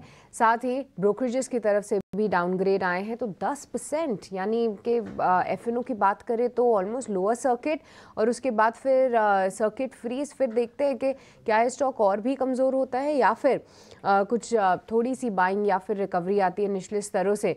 पर इस बीच हमारे साथ सुमित मूलचंदानी भी जुड़ चुके हैं। सुमित, बहुत बहुत स्वागत है आपका। सुमित, सबसे पहले तो मैं आपसे एक बार आईटी पे ही टेक लेना चाहूँगी, क्योंकि एक दो दिन से थोड़े से मोमेंटम में ज़रूर रहे हैं ये आईटी काउंटर्स। और कल जो नैस्डैक की तेज़ी थी, हालांकि मेजर कंट्रीब्यूशन तो टेस्ला का ही था, पर एटलीस्ट मूड ख़राब करने का काम नहीं किया नैस्डैक ने। तो ऐसे में कोई आईटी स्टॉक जिस पे सुमित आपको लगता है कि नज़र रखनी चाहिए? Hi, good morning to all. Morning. तो देखिए, यहाँ पे कोफोर्ज ने काफ़ी अच्छा रन अप ऑलरेडी दे दिया है, लेकिन अगर आप मेजर आईटी स्टॉक्स की बात करेंगे, इन्फी हो गया, टीसीएस हो गया, तो वो एक सपोर्ट पे है। तो मैं यहाँ पे एक पुल बैक का वेट करूंगा। एग्रेसिव बाय अभी भी मैं नहीं करूंगा। इन्फी का अगर लेवल्स की बात करें तो आप देखिए कि 3-4 सेशन से ये 1840 से लेके 1845 का सपोर्ट लेके पुल बैक ले रहा है। तो यहाँ पे वेट कीजिए। अगर ये स्टॉक 1880 के ऊपर सस्टेन हो रहा है तो फिर एक पुल बैक ले सकता है टिल द लेवल्स ऑफ 1920। इसी तरह से टीसीएस ने भी देखिए 2 दिन से ओपन लो का कैंडिडेट है और सपोर्ट अपना बना रहा है 4000 की लेवल्स पे। तो स्टॉक अगर यहाँ पे 4080 के ऊपर सस्टेन कर रहा है तो फिर 4160 यहाँ पे पहला टारगेट रहेगा। तो बिल्कुल बाय लिस्ट पे है, लेकिन एग्रेसिव एंट्री मैं नहीं लूंगा फिलहाल। इस वक्त हिदायत मिलती हुई, और प्री ओपन टिक्स में अगर आप देखेंगे तो निफ्टी क्लियरली 24,400 के आसपास खुलने की तैयारी करता हुआ। हफ्ते का आखिरी कारोबारी सत्र शुक्रवार की सुबह, और पूरे हफ्ते की अगर बात करें 4 दिनों में हमने देखा कि बिकवाली का दबाव जरूर देखने को मिला, लेकिन पिछले 2 दिनों की अगर बात करें वहां पर डैमेज जो है कुछ हद तक रिड्यूस होता हुआ दिखा। बाजार में गिरावट हावी होती रही, लेकिन कल अगर देखेंगे शुरुआती गोता लगाने के बाद एक शानदार रिकवरी मोड भी देखने को मिला। इस रिकवरी में बैंक निफ्टी की तरफ से सपोर्ट्स भी काफी मिलते हुए दिखे। इंडिया विक्स करीब 4% गिरा, जो कि एक संकेत है कि वॉलेटिलिटी जो है वो कम हो रही है। अब इसी पर नजर रहेगी और किस तरह से बैंक निफ्टी का बुलिश मोमेंटम बाजार को संभालता है, और क्या 24,400 से आगे निफ्टी में और ज्यादा एक्शन बनता हुआ देखने को मिलेगा कि नहीं, इस पर खास तौर से नजर रहेगी। एफआईएस ने सबसे बड़ी बात यह है कि बिकवाली जारी है, लेकिन कल जो है लॉन्ग कॉन्ट्रैक्ट्स जोड़े और शॉर्ट्स जो हैं उन्हें काटा। सो एक सेंटिमेंट जो है वो क्रिएट होता हुआ नजर आ रहा है। पूरा हफ्ता बिकवाली भरा, लेकिन पिछले 2 ट्रेडिंग सेशन की अगर बात करें या कल से लेकर आज की अगर बात करें, उम्मीद यही है कि बाजार अपने आप को थोड़ा थोड़ा करके संभालने की कोशिश कर रहे हैं। क्या रिलीफ रैली आने वाली है, क्या बाउंस बैक होने वाला है, ये एक सवाल है। लेकिन हफ्ते का आखिरी कारोबारी सत्र है। रिलीफ रैली अगर आई, कितनी शॉर्ट लिव्ड होगी, कितनी फ्रजाइल होगी, ये सारी चीजें हैं, लेकिन एक मूड माहौल बनाने की हम यहाँ पर कोशिश कर रहे हैं, और साथ ही एक लंबी फहरिस्त है नतीजों की जिस पर खास तौर से फोकस करना होगा।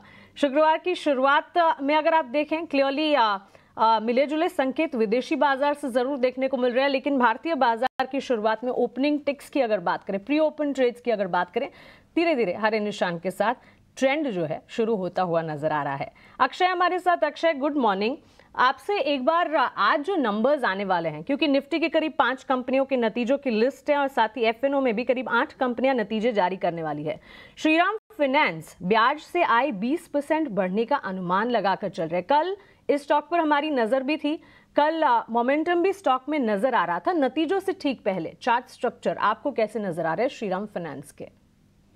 गुड मॉर्निंग मानसी जी। तो श्रीराम फाइनेंस एक सपोर्ट पे ट्रेड हो रहा है। सपोर्ट जोन 3150 का, और 2-3 लास्ट इंस्टेंसेस में हल्की सी रिकवरी हमने ये सपोर्ट में देखने को मिली है। तो एक शॉर्ट टर्म सपोर्ट है, ट्रेडिंग के लिहाज से मायने रखता है। तो जिनके पास है उनको एक स्ट्रिक्ट स्टॉप लॉस 3135 का बना के होल्ड करना है। मोमेंटम कैचअप होगा जब भी 3285 का स्तर ब्रेक होगा, उस केस में स्टॉक में थोड़ी सी बढ़त आपको 3425 तक दिख सकती है। तो 3425 के टारगेट के लिए बने रहने की सलाह है विद स्टॉप लॉस ऑफ 3135।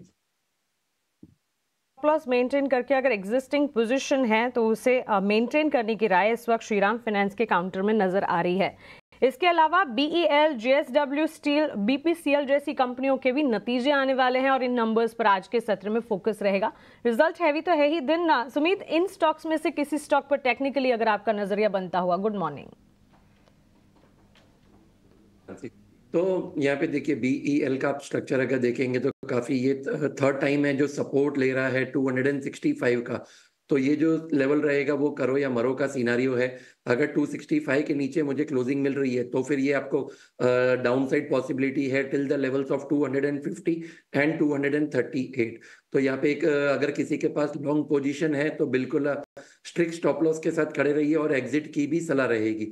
इसी तरह से अगर अपसाइड का रेजिस्टेंस देखे तो यहाँ से 10 पॉइंट दूर 281 का एक रेजिस्टेंस रहेगा। अगर 281 क्रॉस हो रहा है तो ही यहाँ पे बाइंग अपॉर्चुनिटी मिलेगी, अदरवाइज यहाँ पे वेट एंड वॉच का सिनेरियो रहेगा। बाजार में वेट एंड वॉच का सिनेरियो, और ये लाजमी भी है क्योंकि जिस तरह के रैशनल्स बनते हुए नजर आ रहे हैं, बाजार की ओपनिंग को एक बार देखना चाहिए, उसके बाद किस तरह की पोजीशंस या क्या स्ट्रैटेजी घड़नी है इस पर नजर होनी चाहिए। आइए 9 के 9 रत्न शेयर्स जान लेते हैं। इस बाजार में कौन से शेयर्स हैं जो कि खबरों के दम पर एक्शन मोमेंटम क्रिएट कर रहे हैं? हमारे साथ शरद जुड़ गए हैं 9 के 9 रत्न शेयर्स की सूची लेकर। गुड मॉर्निंग शरद, बताएं। Good morning Mansi. सबसे पहले बात करें तो अर्निंग्स में ITC फोकस में रहेगा। दूसरे तिमाही के नतीजे जो है मिले जुले देखने मिले हैं। जो सिगरेट बिजनेस है वहाँ पे मार्जिन्स में इम्पैक्ट भी आया है क्योंकि जो टोबैको लीफ प्राइसेस है उसमें बढ़ोतरी देखने मिली है। हालांकि FMCG सेगमेंट में जो है अच्छा परफॉर्मेंस आया, उम्मीद से बेहतर आया है। इंडसइंड बैंक के कमज़ोर नतीजे देखने मिले हैं। NI पैट ने जो है एस्टिमेट को मिस किया है और इंटरेस्टिंगली एसेट क्वालिटी में भी डिटोरिएशन आया है। कंपनी ने अपने कॉल में कहा है जो एडवांस ग्रोथ है वो जो है एक्सपेक्टेशंस के बिलो आ सकती है, और जो एक्सपेक्टेशंस था पहले सेट किया था वो 18 से लेकर 25% का ग्रोथ का एक्सपेक्टेशन था विद साल 2025 के लिए। यूनाइटेड ब्रूअरीज की बात करें तो inline set of Q2 numbers आए हैं। रेवेन्यू और मार्जिन अबव एस्टिमेट्स आए हैं, लेकिन अगर वॉल्यूम की बात करें तो 5% ग्रोथ आया और अनुमान जो था ये 7% का था। डिक्सन टेक के शानदार नतीजे देखने मिले हैं और कंपनी ने कहा कि ROC और ROE में जो है इम्प्रूवमेंट आने वाले सालों में देखने मिल सकता है। रेवेन्यू और एबिटा जो है 100% growth year on year basis पे देखने मिली है और ओवरऑल मोबाइल सेगमेंट में बुलिश नज़रिया कंपनी का है। निप्पॉन लाइफ की बात करें तो स्ट्रॉन्ग Q2 नंबर्स आए हैं। SIP AUM में देखें तो 60% का ऑलमोस्ट ग्रोथ आया है और जो AUM होता है मार्केट शेयर का उसमें भी सीक्वेंशली और ईयर बेसिस पे कंपनी ने ग्रोथ किया है। 361 वैम की बात करें तो 2250 करोड़ रुपए का QIP खुल चुका है। इंडिकेटिव इशू प्राइस 2% डिस्काउंट पे है। कोरोमंडल इंटरनेशनल हमारा 7वां स्टॉक रहेगा।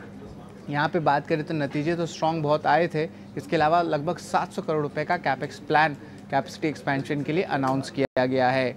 जोमेटो भी आज फोकस में रहेगा। स्विगी जो है अपनी IPO वैल्यूएशन की टारगेट को घटा दी है, अब वो 12.5 to 13.5 बिलियन डॉलर्स करेंगे। अनुमान था कि 15 to 18 बिलियन डॉलर्स का ये रेंज रहेगा, यानी कि 8 से लेकर 10% तक जो है हम कह सकते हैं कि स्विगी ने अपनी IPO साइज़ को कम कर दी है और जो लिस्टिंग जो है अगले 2 हफ्ते में देखने मिल सकता है, ये रिपोर्ट से आ रहा है। आखिरी स्टॉक फोकस में रहेगा हमारा बिग बोल्ड ब्रोकरेज। यहाँ पे L&T फोकस में रहेगा।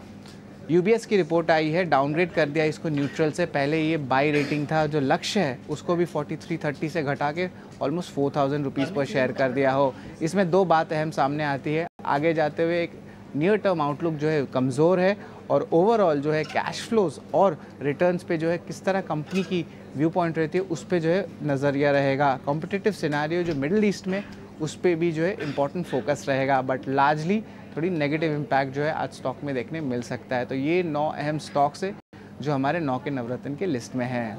शरद शुक्रिया ये नवरत्न शेयर हमारे साथ शेयर करने के लिए। सुमित, ये सारी स्टॉक लिस्ट में से कोरोमंडल इंटरनेशनल के स्टॉक को पिक कीजिए। कारोबार विस्तार को लेकर कंपनी फोकस कर रही है और कल भी हमने देखा स्टॉक प्राइस मोमेंटम दिखा रहा था। आज अगर आप देखें 1-1.5% की तेजी प्री ओपन टिक्स में भी यहां पर नजर आ रही है। 1660 तक के लेवल्स ऑलमोस्ट डे रेंज में कल जहां मजबूती थी वहीं पर आज ये खुलता हुआ, क्या राय होगी? जी बिल्कुल, यहाँ पे देखिए स्ट्रक्चर पॉजिटिव बन रहा है। आप देखेंगे तो पिछले जो 10 से 12 सेशन से अपने 50 डे मूविंग एवरेज को सपोर्ट लिया है और कहीं ना कहीं डाउन साइड में एक बाइंग अपॉर्चुनिटी दिखी है। तो बिल्कुल यहाँ पे ओपनिंग में भी मैं एक बाइंग अपॉर्चुनिटी देख रहा हूँ। स्टॉप लॉस मेंटेन करेंगे 1610 का। अप साइड में हमें लग रहा है कि प्रीवियस जो स्विंग हाई है वहां तक भी एक जाने की अपॉर्चुनिटी मिल सकती है टिल द लेवल्स ऑफ 1790। ठीक है, कोरोमंडल को लेकर ये व्यू। अक्षय जी, एक ना क्विक व्यू जरा दो स्टॉक पर दीजिएगा। डिक्सन टेक बड़ी तेजी के साथ खुल रहा है और इंडसइंड बैंक बड़ी गिरावट पर खुल रहा है। क्या डिक्सन टेक को गैप के साथ खुलने के बाद भी चेज करना है, खरीदना है, और इंडसइंड बैंक में क्या करना है? डिक्सन टेक का स्विंग हाई पॉइंट है 15,575। इसके ऊपर खुलता है तो डे ट्रेडिंग के लिए एक बार आप बाय कर सकते हैं। मेरे हिसाब से 5% ऊपर है तो ऑब्वियसली ऊपर ही खुलेगा, तो बिल्कुल आप बाय कर सकते हैं। स्टॉप लॉस 15,550 का होगा। मोमेंटम ट्रेड में 16,050 और 16,100 ये दो टारगेट बन सकते हैं। इंडसइंड बैंक खरीदने की राय नहीं है। जैसे आज सुबह के शो में डिस्कस करा हमने कि सपोर्ट बहुत दूर है, 1000 के आसपास है, तो वहां पे रिव्यू लेना पड़ेगा, पर क्लियरली एक नेगेटिव प्राइस स्ट्रक्चर है।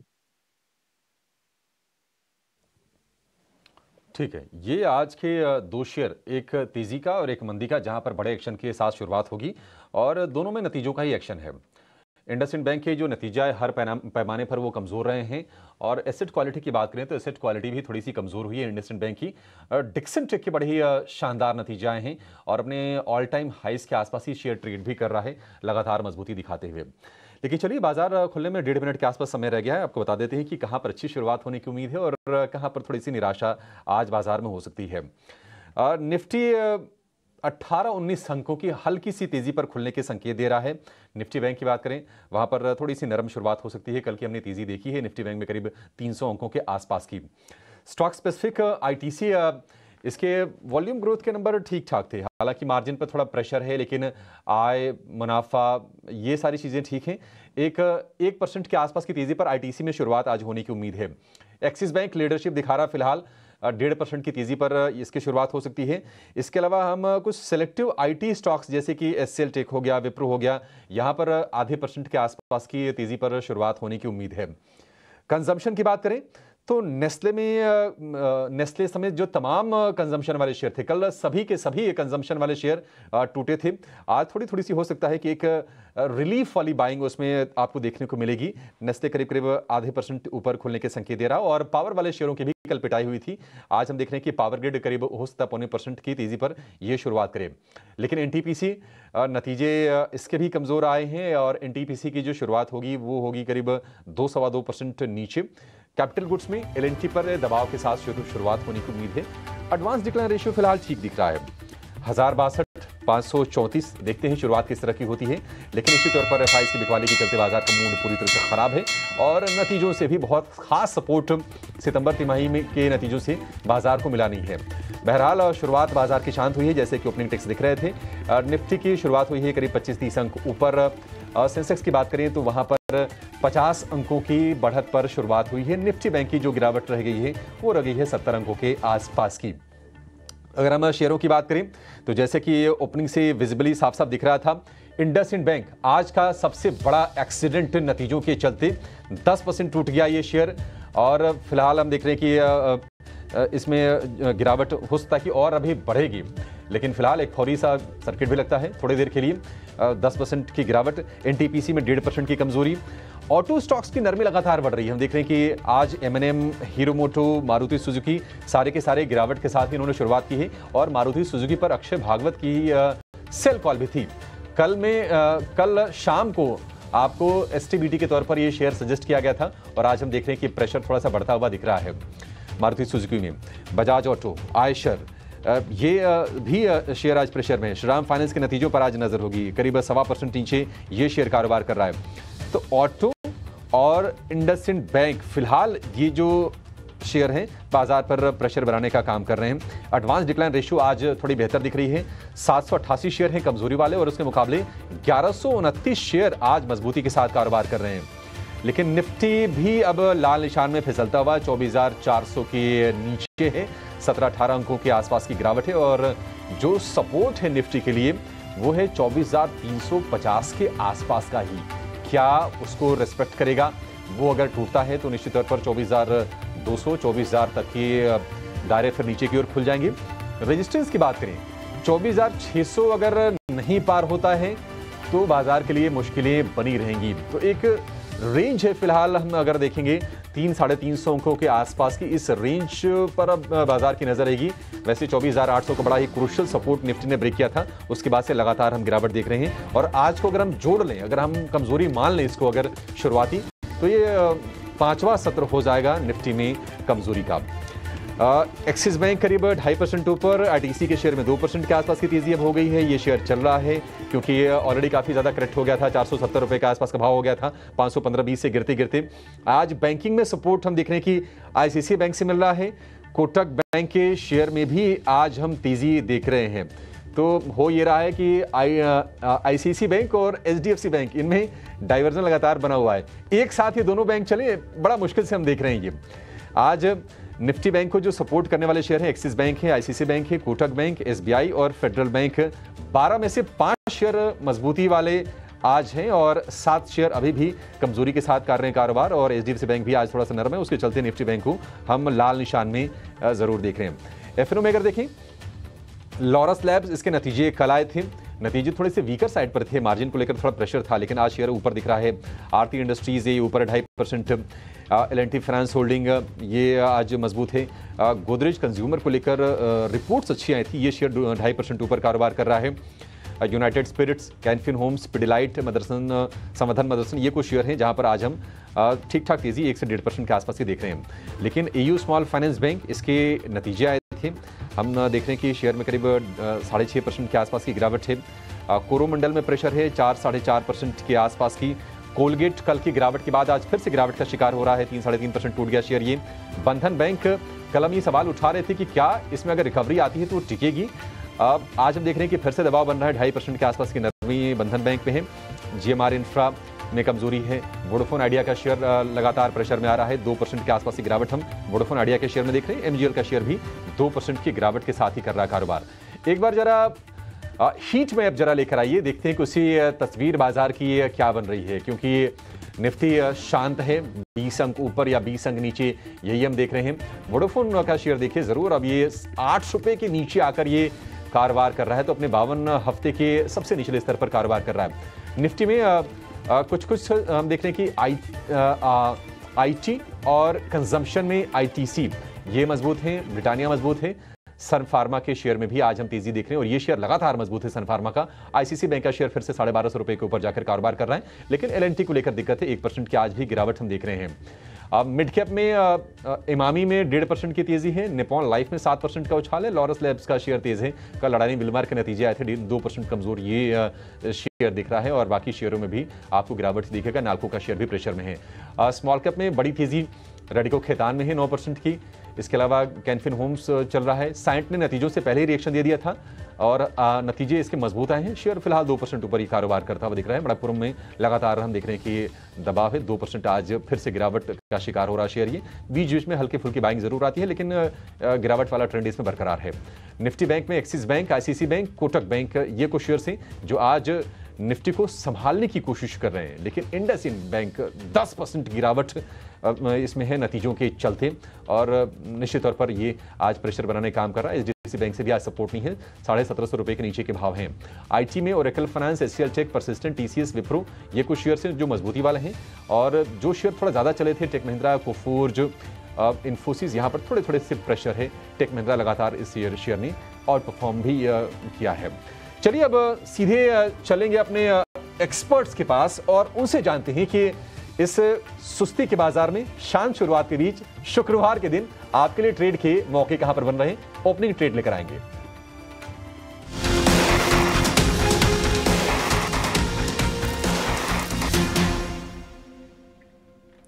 चलिए ओपनिंग ट्रेड्स की शुरुआत करते हैं। हमारे सभी एक्सपर्ट्स हमारे साथ जुड़े हुए हैं और सुमित आपसे शुरुआत करना चाहेंगे। बताइए ओपनिंग के बाद कहां पर है आपकी नज़र?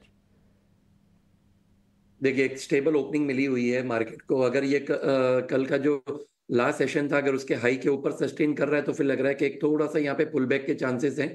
तो दो बाइंग अपॉर्चुनिटी मैं यहाँ पे देखूंगा। जो पहला रहेगा वो रहेगा डीवी स्लैब का। देखिए, काफी अच्छी एक ओपनिंग मिली है, ओपन लो कैंडिडेट है, 5820 के करीबन करंट मार्केट प्राइस है। बाय कीजिए लो के साथ 5755 फॉर द टारगेट ऑफ 5985। दूसरा स्टॉक जो रेडार पे है वो है आईसीआईसीआई बैंक। देखिए, कल के अपने रेजिस्टेंस के ऊपर सस्टेन करने की ट्राई कर रहा है। 1263 करंट मार्केट प्राइस है। स्टॉप लॉस मेंटेन करेंगे 1247 का फॉर द टारगेट ऑफ 1306। आप क्या अपना फर्स्ट स्टॉक एक बार फिर से रिपीट कर पाएंगे प्लीज? डीवी स्लैब की बात हुई थी यहाँ पे। ओके मैं लेवल्स रिपीट कर देता हूँ। स्टॉप लॉस मेंटेन करेंगे 5755 का और टारगेट रहेगा 5985। ठीक है, तो 5985 यहाँ पर आपको स्टॉप लॉस, ये टारगेट आपको मेंटेन करना है डीवीज लैब के लिए, और 5755 यहाँ पर आप अपना स्टॉप लॉस लगा सकते हैं। और साथ ही आईसीआईसीआई बैंक में भी एक बाय ट्रेड फिलहाल रिकमेंड करते हुए सुमित। अक्षय, अब आपसे समझना चाहेंगे, बताइए ओपनिंग के बाद कहाँ पर आप देख रहे हैं ट्रेड, और क्या यहाँ पे सिर्फ लॉन्ग साइड के ही ट्रेड रहेंगे या कोई शॉर्टिंग के भी आइडियाज हैं? देखिए, अभी भी मार्केट नेगेटिव स्ट्रक्चर ही है। बस फार्मा ने कहीं ना कहीं ओपनिंग ट्रेड्स में एक ग्रीन सिग्नल दिया है, तो फार्मा में बाय कर सकते हैं आप क्षेत्र में। यहाँ पे औरोबिंदो फार्मा में आप शॉर्ट टर्म या डे ट्रेडिंग के लिए बाय पोजीशंस बना सकते हैं। एक पॉसिबल डबल बॉटम बनने का सिनारियो बिल्डअप हो रहा है। बार बार अगर आप देखें तो स्टॉक में 1427 पे बाइंग या डिमांड जोन बनता हुआ दिख रहा है, तो आप 1425 का एक स्टॉप लॉस बना के बाय करें। इस केस में रिकवरी होता है तो डे ट्रेडिंग में 1475 टारगेट होगा, और अगर शॉर्ट टर्म के लिहाज से बाय करें तो 1512 ये टारगेट एरिया बन सकता है। तो एक ही रिकमेंडेशन रहेगा, शॉर्ट अगर आपको करनी है तो इंडेक्स में शॉर्ट करिए। निफ्टी का सेटअप अभी भी नेगेटिव ही है, तो कल का अगर लो पॉइंट ब्रेक करता है 24,350 तो एक फ्रेश सेल ट्रिगर बनेगा। तो ये व्यू बनेगा इंडेक्स और स्टॉक में। इंडेक्स पे जो है आप शॉर्टिंग के आइडियाज़ ज़रूर ढूंढ सकते हैं, पर इसके सामने जो है फार्मा काउंटर्स पर नज़र रखिए। हमारे दोनों ही एक्सपर्ट्स को पसंद आ रहे हैं। अब देखिए जिस तरीके से अर्निंग्स आई हैं उनके एक शार्प रिएक्शंस देखने को भी मिल रहे हैं। कल भी हमने आपके सामने हाईलाइट किया था कि पिरामल फार्मा कल ओपनिंग शो में 4% की तेज़ी थी, पर डे क्लोज करते करते 20% तक की उछाल जो है इस काउंटर ने दिखाया। सभी पैमानों पे नंबर्स काफ़ी अच्छे रहे, तो उसके लिहाज से देखिए फार्मा काउंटर्स में जोश है। सिंजीन के नंबर्स काफ़ी अच्छे रहे। इवन लॉरस लैब जो कंपनी हमेशा डिसअपॉइंट करती है, वहाँ पर भी वो अपनी मार्जिन गाइडेंस मेंटेन कर रहे हैं, आगे के लिए एक पॉजिटिव आउटलुक दे रहे हैं। ये बड़ी बात है। आप देखिए ये सभी काउंटर्स में मोमेंटम भी देखने को मिला, और अब भी डिवीज लैब और औरोबिंदो फार्मा जैसे काउंटर्स हमारे एक्सपर्ट सुझा रहे हैं। पर चलिए इस बीच स्वागत करेंगे नरेश मिरानी का भी, वो भी हमारे साथ मौजूद है। नरेश, वेरी गुड मॉर्निंग, बहुत बहुत स्वागत है आपका। सबसे पहले तो आपसे समझना चाहेंगे ओपनिंग के बाद कहाँ पर है आपकी नज़र? सो ओवरऑल मार्केट में वही स्लो ड्रिफ्टिंग मोमेंटम है, तो जहाँ पे लास्ट 2 दिन से हम फ्लैट देख रहे हैं इंडेक्स। सो ट्रेडिंग डिफिकल्ट है क्योंकि मोमेंटम नहीं है, बट बाउंस बैक ट्रेड बन सकता है एसबीआई में, जहाँ पे 770 एक बहुत बड़ा सपोर्ट है। लास्ट कुछ महीने का इलेक्शन डे लो भी अराउंड दिस एरिया था, सो यहाँ से एक बाउंस बैक बन सकता है। तो 780 के स्टॉप लॉस से बाउंस बैक देख रहा हूँ 840 की तरफ, 850 की तरफ हो सकता है एसबीआई में। दूसरा होगा हिंदुस्तान जिंक, जहाँ पे एक शॉर्ट टर्म ब्रेकआउट हुआ था कल, आज थोड़ा डिप हुआ है बट गुड एंट्री पॉइंट है। स्टॉप लॉस होगा 520 का, टारगेट होगा 600 का इवेंचुअली। हिंदुस्तान जिंक, यहाँ पर भी आप रखिए नज़र। और इसी के साथ अगर हम देखें फ़िलहाल मार्केट्स में, तो निफ्टी जो है अपने आप को फ़िलहाल हरे निशान में होल्ड करने में सक्षम है। मात्र 8-10 पॉइंट्स की ही तेज़ी है, पर निफ्टी बैंक जो है थोड़ा सा लुढ़कता हुआ ज़रूर नज़र आया है। 200 अंकों की यहाँ पर गिरावट है, और प्रेशर बनाने का काम खास तौर पे देखिए इंडसइंड बैंक ही कर रहा है। अभी 10% के लोअर सर्किट पे लॉक्ड है। कुछ समय बाद यानी 5 मिनट बाद जो है इसका सर्किट फिल्टर रिवाइज ज़रूर होगा, तब देखते हैं कि और निचले स्तरों से कुछ बाइंग लौटती है या नहीं, पर नतीजे काफ़ी निराशाजनक थे। और साथ ही अगर हम देखें तो एयू स्मॉल फाइनेंस बैंक भी नतीजे अच्छे रहे, उस दिन शुरुआत भी हरे निशान में हुई। आज 5.5% की गिरावट ये दिखा रहा है। एक बार सुमित आपसे समझना चाहेंगे एयू स्मॉल फाइनेंस बैंक कैसे देख रहे हैं आप चार्ट्स पे?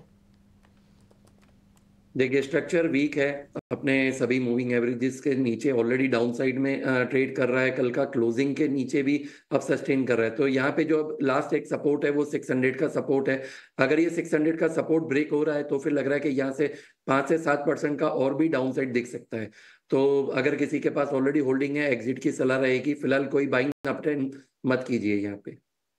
बैंकिंग प्लेयर्स में इस वक्त हम देख रहे हैं जहां पर इंडसइंड बैंक लोअर सर्किट पर लॉक्ड है, यू स्मॉल फाइनेंस पर कोई स्ट्रेटजी की इस वक्त राय नहीं दिख रही है। लेकिन लार्जर बैंक्स में पुलर्स कैटेगरी में अगर आप देखेंगे एक्सिस बैंक, आईसीआईसीआई बैंक के तमाम काउंटर्स हैं। कोटक बैंक को भी एक बार पिकअप कर सकते हैं क्योंकि यहाँ पर हरे निशान के साथ इस वक्त कामकाज होता हुआ नजर आ रहा है। सुमित, इन बैंक्स पर कोई राय होगी? देखिए एक्सिस बैंक का काफी अच्छा एक ओपनिंग मिला है, तो हमें लग रहा है कि यहाँ पे आप अपनी नजर बना सकते हैं। लेकिन एक रेजिस्टेंस है, अगर आप लोअर टाइम फ्रेम पे देखेंगे तो 1200 1200 का जो लेवल है वहीं से ही पिछले 4 से 5 सेशन से एक रिजेक्शन मिल रहा है। तो अगर 1200 के ऊपर यहाँ पे सस्टेन कर रहा है तो एक फ्रेश बाइंग अपॉर्चुनिटी यहाँ पे देखी जा सकती है। 1200 के लेवल्स का एक बार इंतजार करेंगे। Fresh buying opportunity axis bank के काउंटर्स में बनती हुई दिख सकती है। फिलहाल यहाँ पर मोमेंटम बिल्टअप होता हुआ करीब 2-2.25% की तेजी। पिडिलाइट इंडस्ट्रीज के चार्ट्स को पुल अप कीजिए। कंपनी के नतीजे अच्छे हैं और अच्छे नतीजों का असर भी देखने को मिला। तब से लेकर अब तक हम देख रहे हैं हर ट्रेडिंग सेशन में अच्छी खासी मजबूती के साथ करीब 2-2.5% की मजबूती इस वक्त भी देखता हुआ। नतीजों में मुनाफे में अच्छी खासी बढ़त करीब 18% का उछाल देखने को मिला था। हायर सेल्स भी नजर आए। कैपेसिटी को लेकर मैनेजमेंट की कमेंट्री पॉजिटिव रही। अक्षय, पिडिलाइट इंडस्ट्रीज 3198 के लेवल्स पर इस वक्त ट्रेड करता हुआ टेक्निकली चार्ट्स कैसे नजर आ रहे हैं? जी टेक्निकली तो प्राइस स्ट्रक्चर स्ट्रांग है। एक ट्रेंड लाइन सपोर्ट है 3100 का, जिसके स्तर से ही स्टॉक ने एक रिकवरी की है। 8-10 ट्रेडिंग सेशन बॉटम फॉर्मेशन को लगा, तो बॉटम फॉर्मेशन भी काफी स्ट्रांग है। मोमेंटम कैचअप होगा जब स्टॉक 3245 का लेवल क्रॉस करेगा। फिलहाल स्टॉक 3204 पे है और जिस तरीके का सेटअप है ब्रेकआउट होने की मैं उम्मीद कर रहा हूँ। ब्रेकआउट होते होते जो रिसेंट स्विंग हाई था 3415 ये स्टॉक टेस्ट कर सकता है। तो बाय पोजीशंस बनाइए या अगर बना हुआ है तो होल्ड कीजिए। 3400 के आसपास टारगेट और 3065 का स्टॉप लॉस बनेगा पिडिलाइट इंडस्ट्रीज। स्टॉप लॉस 3400 के टारगेट्स पिडिलाइट में आगे नजर आ सकते हैं। एक बार आईटीसी और गोदरेज कंज्यूमर को रिविजिट करना चाहिए। अच्छे नंबर्स कह सकते हैं। गोदरेज कंज्यूमर के इनफैक्ट हर पैमाने पर अच्छे नंबर्स थे। आईटीसी के भी ठीक ठाक नंबर्स थे क्योंकि आय और मुनाफे के फ्रंट पर इजाफा देखने को मिला था। वॉल्यूम ग्रोथ 3% पर इंटैक्ट रही। लेकिन आईटीसी के लिए इन पर्टिकुलर कच्चे माल की लागत में जो बढ़त और पेपर सेगमेंट इनका जो है वहां पर नरमी की वजह से थोड़ा सा इंपैक्ट, थोड़ी सी कंसर्न्स नतीजों पर पड़ती हुई दिखी थी। लेकिन इस वक्त अगर देखेंगे बाजार में सबसे ज्यादा आगे आईटीसी का स्टॉक है जो कि निफ्टी कैटेगरी में सबसे आगे स्ट्रेंथ बिल्टअप करता हुआ देखने को मिल रहा है। करीब 4% की तेजी सुमित आईटीसी एंड साथ ही गोदरेज कंज्यूमर भी अच्छे नतीजे गोदरेज कंज्यूमर भी थे। वॉल्यूम ग्रोथ अराउंड 7% थी। में काफी अच्छी एक ओपनिंग मिली हुई है क्योंकि ये एक वीकली रेजिस्टेंस भी था, तो स्टॉक ने अपना 470 का जो सपोर्ट था वहीं से एक पुल बैक दिया है। तो बिल्कुल आप यहाँ पे एक बाइंग अपॉर्चुनिटी देख सकते हैं। लेकिन अगर किसी ने इंट्राडे में बाइंग किया हो और अगर यहाँ पे प्रॉफिट मिल रहा है तो बुकिंग की सलाह रहेगी। यहाँ पे जो रेजिस्टेंस का काम करेगा वो 490 का लेवल्स है। अगर 490 के ऊपर एक अवर्ली कैंडल भी मुझे क्लोजिंग मिल रही है तो फिर लग रहा है कि यहाँ पे और अपसाइड का मोमेंटम बन सकता है। तो आप यहाँ पे 480 का एक ट्रेलिंग स्टॉप लॉस मेंटेन कीजिए और ट्रेंड को राइट कीजिए। चलिए, ये राय इस वक्त दोनों ही कंजम्पशन थीम से जुड़े स्टॉक आईटीसी और गोदरेज कंज्यूमर पर देखने को मिल रही है। इस बीच एशियन पेंट्स के काउंटर को एक बार पुल अप करेंगे। 1.5% की मजबूती के साथ एशियन पेंट्स में भी इस वक्त कामकाज देखने को मिल रहा है। 3011 के स्तरों पर शुरुआत हल्की फुल्की हुई, वहां से मोमेंटम बिल्टअप होता हुआ। अक्षय, इस मोमेंटम को कैसे देख रहे हैं? जी प्राइस स्ट्रक्चर नेगेटिव है। डे ट्रेडिंग में बिल्कुल एक पॉजिटिव ओपनिंग है, बट फिलहाल कोई रिवर्सल या बड़े तेजी की संकेत नहीं है। तो मैं कहूँगा बाय करने का सिग्नल अभी तक इसमें वैलिड नहीं है। जो कोई फंसे हुए हो शॉर्ट टर्म में तो उनको मैं रिकमेंड करूंगा कि 3035 के आसपास मिलता है आपको तो एक बार एग्जिट बना ले। जिस तरीके का सेटअप है रेजिस्टेंस एरिया 3075 का है और setup negative price setup indicate कर रहा है कि स्टॉक शायद आगे जाके 2900 का डाउनसाइड छू सकता है। तो एग्जिट ऑन राइज ये सलाह रहेगी एशियन पेंट में। सनराइज की सलाह एशियन पेंट्स पर। लेकिन इंडसइंड बैंक जिसकी चर्चा थोड़ी देर पहले हमने करी, काफी ज्यादा गिरावट झेलता हुआ और क्लियरली न्यूज बेस्ड इंपैक्ट नतीजों का असर, कमजोर नतीजे, जिसके चलते इस वक्त भी अगर आप देखेंगे बिकवाली का दबाव लगातार दिन की शुरुआत से हावी होता हुआ। काफी कमजोर थे नतीजे और नतीजों के बाद इंडसइंड बैंक में इस तेज गिरावट के पीछे की अहम वजह क्या है, ये जानना आपके लिए जरूरी है। गौरव हमारे साथ जुड़ गए हमें बताने के लिए। गुड मॉर्निंग गौरव, बताएं। जी हाँ, तो अगर हम इंडसइंड बैंक को देखें तो एक तेज़ गिरावट हमें देखने को मिली थी और इसके मेन रीज़न ये है कि कहीं पे अगर हम नंबर्स की बात करें सेकंड क्वार्टर की, तो अनुमान से कई ज़्यादा नीचे ये नंबर्स जो है हमें देखने को मिले थे। और इसमें मेन सबसे बड़ा अगर बात करें तो नेट इंटरेस्ट मार्जिन्स की, जो कि 4% लेवल पे गया है। 17 बिप्स का एक सीक्वेंशियल फॉल जो है हमें देखने को मिला था। और इसी के बाद मेन कंसर्न जो है वो आता है आपके MFI बुक पे, जो कि माइक्रो फाइनेंस बुक है। यहाँ पे अगर हम बात करें तो क्रेडिट कॉस्ट की अगर बात करें तो 2% से भी ज़्यादा एक क्रेडिट कॉस्ट हुआ था। हालांकि बैंक ने इस क्वार्टर में कहीं पे 500 करोड़ का प्रोविजंस लिया था कंटिंजेंट प्रोविजंस में, और इसके चलते हुए कहीं पे क्रेडिट कॉस्ट एलिवेटेड दिख रहा है। बट अगर हम इस नंबर को भी हटा दें तो भी ये जो क्रेडिट कॉस्ट है वो 1.5% पे चला गया है। MFI के चलते हुए कहीं पे स्लिपेजेस में भी काफ़ी ज़्यादा एक अपटिक जो है वो देखने को मिला था, और वही एक सबसे बड़ा कंसर्न जो है वो बैंक के लिए अभी फिलहाल के लिए देखने को मिल रहा है। इसके अलावा अगर हम बात करें बाकी प्रॉफिटेबिलिटी की, तो कहीं पे 40% का फॉल जो है हमें प्रॉफिटेबिलिटी में देखने को मिला था। एसेट्स की अगर बात करें तो वहाँ पे बैंक का कहना यह है कि कहीं पे जो अनसिक्योर्ड बुक है वहाँ पे एक स्लो डाउन हमें देखने को मिला, और इसके चलते हुए कहीं पे नेट इंटरेस्ट मार्जिन में फॉल देखने को मिला था। बट आगे जाके जो आउटलुक है वहाँ पे भी एक वीकनेस बैंक की तरफ से देखने को मिला था। उन्होंने कहा है कि जो 18 to 20% का ग्रोथ रेट था जो बैंक में पहले था, वो इस साल में आना काफ़ी ज़्यादा मुश्किल है, और इसके चलते हुए कहीं पे एक ग्रोथ कंसर्न जो है वो भी हमें देखने को मिला था। आगे जाके इन सब के चलते हुए अगर हम ब्रोकरेजेस की माने तो वहाँ पे भी एक काफ़ी बेरिश व्यू हमें ब्रोकरेजेस की तरफ से मिला था। कहीं पे एक टारगेट प्राइस में कट हमें देखने को मिला था। जैसे अगर हम बात करें IIFL की तो वहाँ पे उन्होंने टारगेट प्राइस में कट किया है। इसी के बाद अगर हम बात करें इन्वेस्टेक की तो वहाँ पे भी टारगेट प्राइस कट किया था। नोवामा की अगर बात करें तो वहाँ पे उन्होंने डाउनग्रेड भी किया रेटिंग, और इसी के साथ साथ टारगेट प्राइस जो है वो कट करके 1290 रुपीज़ का दिया था, जो कि पहले 1690 का था। तो एक शार्प कट जो है वो हमें देखने को मिला था, क्योंकि ब्रोकरेज से कहीं पे EPS में भी एस्टिमेट्स में कट किया है। और आखिर में अगर हम बात करें नोमुरा तो वहाँ पे भी एक शार्प कट हमें देखने को मिला था, जो कि पहले 1580 रुपये का टारगेट था वो 1220 रुपीज़ का किया है। तो दोनों तरफ से बैंक की तरफ से भी एक वीकनेस देखने को मिला, और ब्रोकरेजेस की तरफ से जो व्यू था वहाँ पे भी एक वीकनेस देखने को मिला। और इसी का रिजल्ट अगर हम बात करें इंडसइंड बैंक के शेयर प्राइस की, तो एक शार्प फॉल आज के दिन में देखने को मिला है। बट आगे जाके ये परफॉर्मेंस कैसे रहेगा ये देखना काफ़ी ज़्यादा ज़रूरी रहेगा। ठीक है, इंडसइंड बैंक गिरावट है जो है अब हो गई है 15% के आसपास की। छोटा सर्किट लगता है। देखिए FNO के शेयर में वैसे कोई सर्किट होता नहीं है, ये शेयर बहुत ज़्यादा टूट सकते हैं, मतलब उसको लिमिट नहीं है।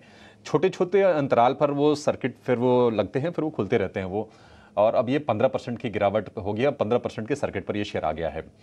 1088 का भाव है, और जो ब्रोकरेज जो टारगेट जो दे भी रहे हैं अभी इस भाव से बहुत ऊपर के हैं, वो टारगेट कट करके भी ऊपर के भाव अभी हैं काफ़ी ज़्यादा। तो निश्चित तौर पर निराशा बढ़ रही है। प्रोविजनिंग वाले जो फिगर हैं काफ़ी ज़्यादा निराश करने वाला है, क्योंकि 86% का उछाल प्रोविजनिंग में, एसेट क्वालिटी खराब, मुनाफे में गिरावट करीब करीब 40% के आसपास की। तो हर पैरामीटर पर कमज़ोर नतीजे, और आज इंडसइंड बैंक के शेयर की पिटाई हो रही है तेज़ रफ्तार से। कुछ और शेयरों पर जरा हम व्यू लेते हैं अपने एक्सपर्ट से। हमारे साथ जुड़े हुए हैं सुमित मूलचंदानी है, नरेश मेरानी है हमारे साथ हैं। बंधन बैंक पर एक व्यू चाहिए आपसे जरा नरेश जी। आज फिर से शेयर में हम प्रेशर बिल्ड होते हुए देख रहे हैं, क्या बंधन बैंक को यहां से शॉर्ट किया जा सकता है? यहाँ पे वेट करना चाहिए, क्योंकि रिजल्ट्स है वीकेंड पर, और अगर हम भाव देखें तो स्टॉक इतना गिरा हुआ है अगले लास्ट कुछ सालों में। इसका कोविड का लो अराउंड 130 से 150 के बीच में था, तो स्टॉक वही लेवल्स पे। तो यहाँ से लोएस्ट पॉइंट 130 150 था, 170 का लो है कोविड के आसपास। अप्रैल टू मई जून का भी 170 का लो है, तो काफी सपोर्ट्स है यहाँ पे। सो पोस्ट रिजल्ट्स डिसाइड करने लायक होगा। लास्ट क्वार्टरली रिजल्ट पे स्टॉक ने एक बहुत बड़ा गैप अप दिया था। सो ये बार विदाउट एनी एक्सपेक्टेशन जा रहा है, तो वेट करेंगे रिजल्ट का, और रिजल्ट के बाद रिएक्ट करना चाहिए। ठीक है, बंधन बैंक में आगे कोई रणनीति बनाएंगे, अभी आप इसको अवॉइड कर सकते हैं। कंजम्पशन वाला खेमा थोड़ा सा सुस्त रहा है। आज हम देख रहे हैं कि थोड़ी सी बाइंग उसमें आ रही है। एक शेयर मुझे सही लग रहा है सुमित जी, वो है पिडिलाइट का।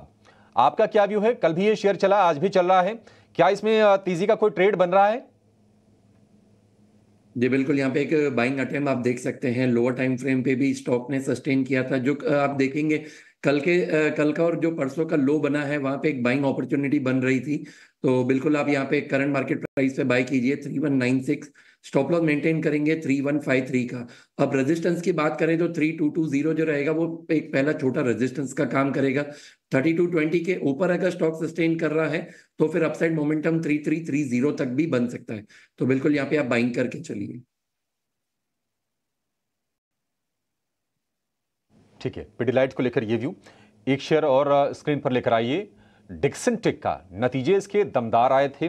रेवेन्यू गाइडेंस भी बढ़िया दिया था कंपनी ने, मुनाफे में अच्छा उछाल, लेकिन अब ये शेयर है करीब 5% नीचे।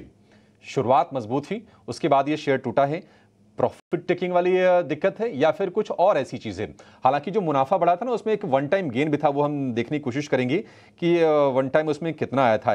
एक्सेप्शनल गेन था करीब 210 करोड़ रुपए का, और उसके दम पर 390 करोड़ रुपए का, 400 करोड़ रुपए के आसपास का इन्होंने मुनाफा पोस्ट किया डिक्सन टेक में।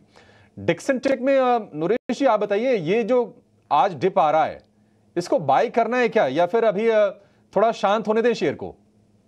देखिए, वन स्टॉक ने जोरदार रैली दी है अक्रॉस वेरियस टाइम फ्रेम्स।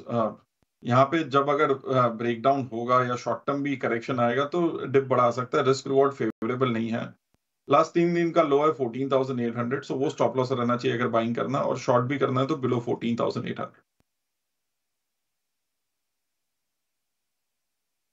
ठीक है, 13,800 का आप लेवल बता रहे हो नरेश जी। ठीक है, डिक्सन टेक के लिए ये व्यू। एक और शेयर लेकर आइए जहां पर धीरे धीरे करके स्ट्रेंथ आ रही है, अब वो है पीएनबी हाउसिंग का। आज भी पीएनबी हाउसिंग ने शुरुआत अच्छी की है, शेयर ने 5% ऊपर फिलहाल ये शेयर दिख रहा है। पीएनबी हाउसिंग हमने देखा था कि 850 पौने 900 की रेंज में इसने सपोर्ट लिया, उसके बाद ये शेयर चल रहा है पीएनबी हाउसिंग का। सुमित जी, इस पे दांव लगाना चाहिए? जी देखिए, बिल्कुल यहाँ पे स्टॉक ने अपने 100 डे मूविंग एवरेज को सपोर्ट बना के पुल बैक दिया था परसों के सेशन में। लेकिन आज भी आप देखिए तो एक प्रॉफिट बुकिंग आ रही है। जो प्रीवियस स्विंग था 1020 का, वही लेवल से। लेकिन जिनके पास होल्ड है, आप बने रहिए, ट्रेलिंग स्टॉप लॉस मेंटेन कीजिए 950 का। लेकिन न्यू पोजीशंस के लिए मैं अभी भी थोड़ा सा यहाँ पे वेट करूंगा। अगर मुझे यहाँ पे क्लोजिंग बेसिस पे 1020 मिल रहा है तो फिर आप एक फ्रेश अपॉर्चुनिटी देख सकते हैं। पहला टारगेट रहेगा 1110 1110 का। ठीक है, 1110 के टारगेट्स रह सकते हैं, पर इसको स्टॉप लॉस के साथ ही पीएनबी हाउसिंग को आप होल्ड करिए। देखिए, ऐसे गिरते बाजार में भी स्टॉक अपने आप को होल्ड करने में कायम है। पर इस बीच जो है आप अगर नोटिस करेंगे तो देखिए इंडिया विक्स में फिर से आज एक बढ़त देखने को मिली है, और ऊपरी लेवल से काफ़ी करेक्शन अब आ रहा है। ना ही सिर्फ इंडेक्स लेवल पे, पर ढेर सारे लार्ज कैप काउंटर्स में देख रही थी जिनमें हाल फिलहाल थोड़ा सा मोमेंटम ज़रूर दिखा था, वो भी पूरी तरीके से फिजल आउट होते हुए दिख रहा है। सुमित, एक बार आप एक्साइड इंडस्ट्रीज देखिए, क्योंकि कुछ समय से हम भी अपने एक्सपर्ट्स के साथ जो है इस स्टॉक को हाईलाइट कर रहे थे, ट्रैक कर रहे थे। जो मैं देख पा रही हूँ कि एक बहुत इंपॉर्टेंट लेवल 460 के स्तरों को जो है अब ये तोड़ता हुआ नीचे आ रहा है। यहाँ से क्या और भी वीकनेस गहरा सकती है इसमें, और कौन से लेवल्स ध्यान में रखें?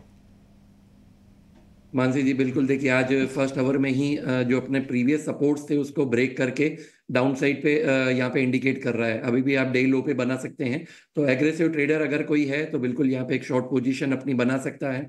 लेकिन अगर किसी के पास होल्डिंग है और शॉर्ट टर्म का नजरिया है तो आज के क्लोजिंग का वेट कीजिए। इंपॉर्टेंट है ऑलवेज क्लोजिंग। बहुत बार ऐसा होता है कि स्टॉक ने डाउन साइड इंट्राडे में दिखाया लेकिन क्लोजिंग नहीं दी। तो अगर 460 के नीचे का क्लोजिंग है तो फिर एक बार यहाँ पे एग्जिट की सलाह रहेगी। जो पहला डाउनसाइड का सपोर्ट रहेगा वो 445 का रहेगा, और 445 का, 445 का। 445 जो लेवल है वो 200 डीएमए का भी काम, डीएमए भी है। तो यहाँ पे फिर आपको और ध्यान रखना पड़ेगा। अगर 445 के नीचे यहाँ पे ट्रेड हो रहा है तो फिर यहाँ पे बेटर रहेगा कंप्लीटली आप अगर एग्जिट करें।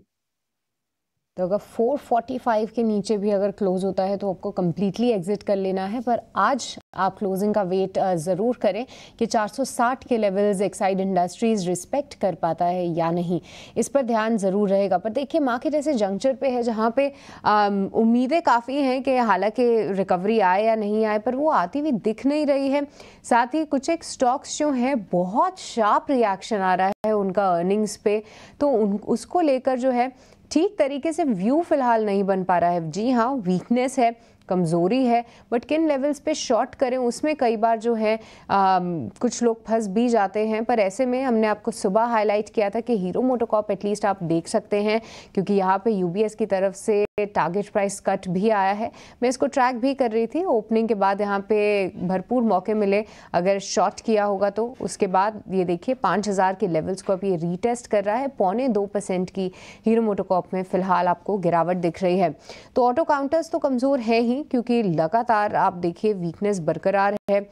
आप महिंद्रा एंड महिंद्रा की बात कर लीजिए, टाटा मोटर्स की बात कर लीजिए, कंपनीज में कोई दिक्कत नहीं है, पर जिस तरीके की उम्मीदें मार्केट लगा के चल रहा था, अगर आप उन उम्मीदों पे खरे नहीं उतरेंगे तो इस तरीके का रिएक्शन भी रहेगा।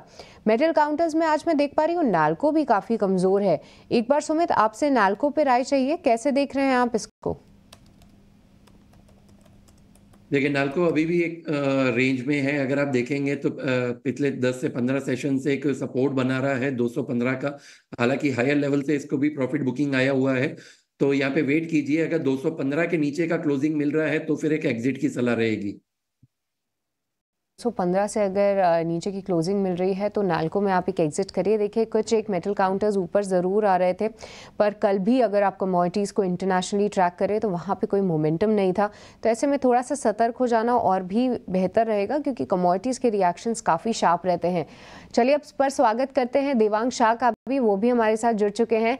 देवांग, वेरी गुड मॉर्निंग, बहुत बहुत स्वागत है आपका। सबसे पहले तो आपसे समझना चाहेंगे आपके ओपनिंग ट्रेड्स कहाँ पे है, मतलब बाजार खुलने के बाद कहाँ पे है आपकी नज़र?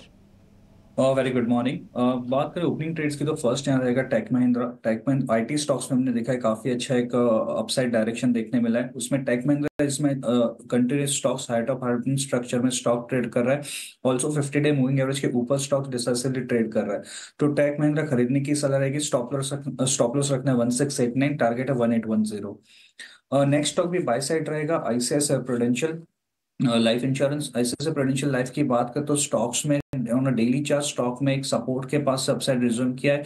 ऑल्सो एक बुलिश कैंडलस्टिक पैटर्न्स बनाए ऑन अ डेली चार्ट। तो आईसीआईसीआई प्रूडेंशियल खरीदने की सलाह रहेगी। स्टॉप लॉस रखना है 743, टारगेट है 798।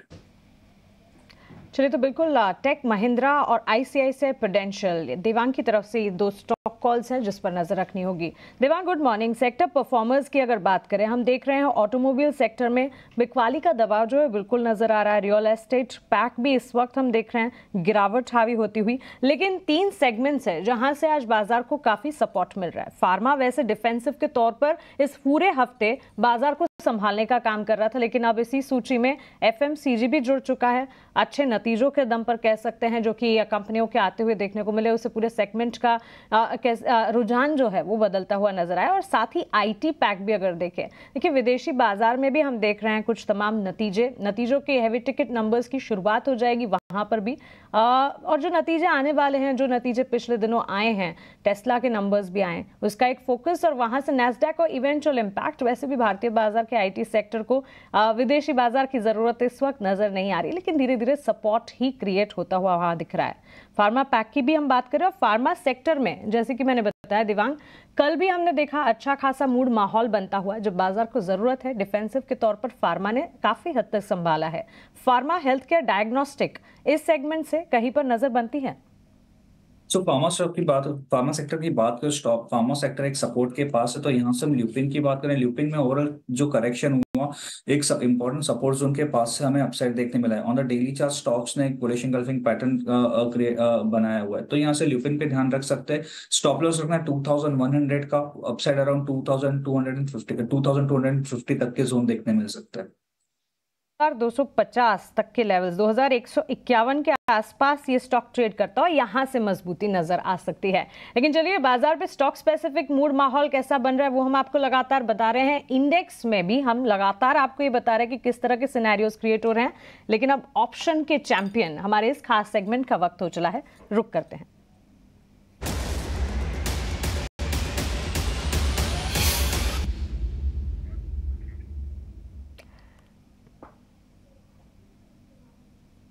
ओके, सो एंजल 1 की स्नेहा सेठ हमारे साथ ऑप्शंस पर कमाई की सुपर हिट स्ट्रैटेजी लेकर जुड़ गई हैं। Sneha, good morning. बताएं कौन सी स्ट्रैटेजी है आज ऑप्शंस में आपके पास?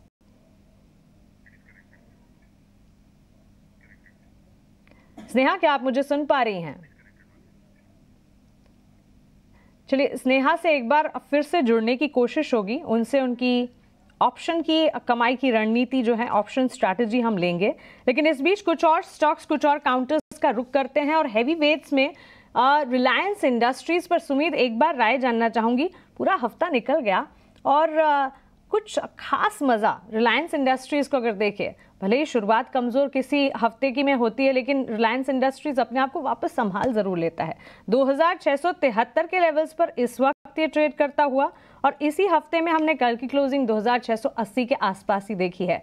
रिलायंस इंडस्ट्रीज यहां से टेक्निकली चार्ट्स पर आपकी राय कैसे रीड करते हैं? देखिए, यहाँ पे लोअर टाइम फ्रेम पे डाइवर्जेंस क्रिएट हुआ है, लेकिन सस्टेन नहीं हो पा रहा। देखिए, आज भी एक ओपन हाई का कैंडिडेट है, तो यहाँ पे वेट कीजिए। आज का जो ओपन हाई का लेवल है 2690, अगर स्टॉक इसके ऊपर सस्टेन कर रहा है तो फिर एक यहाँ पे बाइंग अपॉर्चुनिटी यहाँ पे बन रही है। बट टिल द टाइम हम वेट करेंगे। 2690 के ऊपर सस्टेन करे तो पहला जो लेवल है वो 2730 का रेजिस्टेंस रहेगा। ओके, तो रिलायंस इंडस्ट्रीज पर ये राय। इस बीच जियो फाइनेंस के काउंटर को भी एक बार पुल अप करते हैं। इस वक्त हम देख रहे हैं 317 318 के लेवल्स के आसपास ब्रोकरेजेस की माने तो 400 तक के लेवल्स भी लंबी अवधि के लिए एंटिसिपेट किए जा सकते हैं। लेकिन दिन की रेंज की अगर बात करें, पिछले दिनों में हमने देखा ऑलमोस्ट 394 के लेवल्स को टच किया और आज हम देख रहे हैं 313 के स्तर पर ये कायम। जियो फाइनेंशियल सर्विसेज इन स्तरों पर देवांग है हमारे साथ। देवांग, आप बताएं। जियो फाइनेंस की बात करो, डेफिनेटली स्टॉक्स में एक मीडियम टर्म चार्ट पे थोड़ा ट्रेंड नेगेटिव है, बट 308 का एक सपोर्ट है। अगर ए लेवल पे ब्रेक करता है तो पॉसिबल है फर्दर करेक्शन और देखने मिल सकता है। तो न्यू खरीदी की सलाह नहीं, बट जिनके पास है वो 308 का एक स्टॉप लॉस रखे स्टॉक में।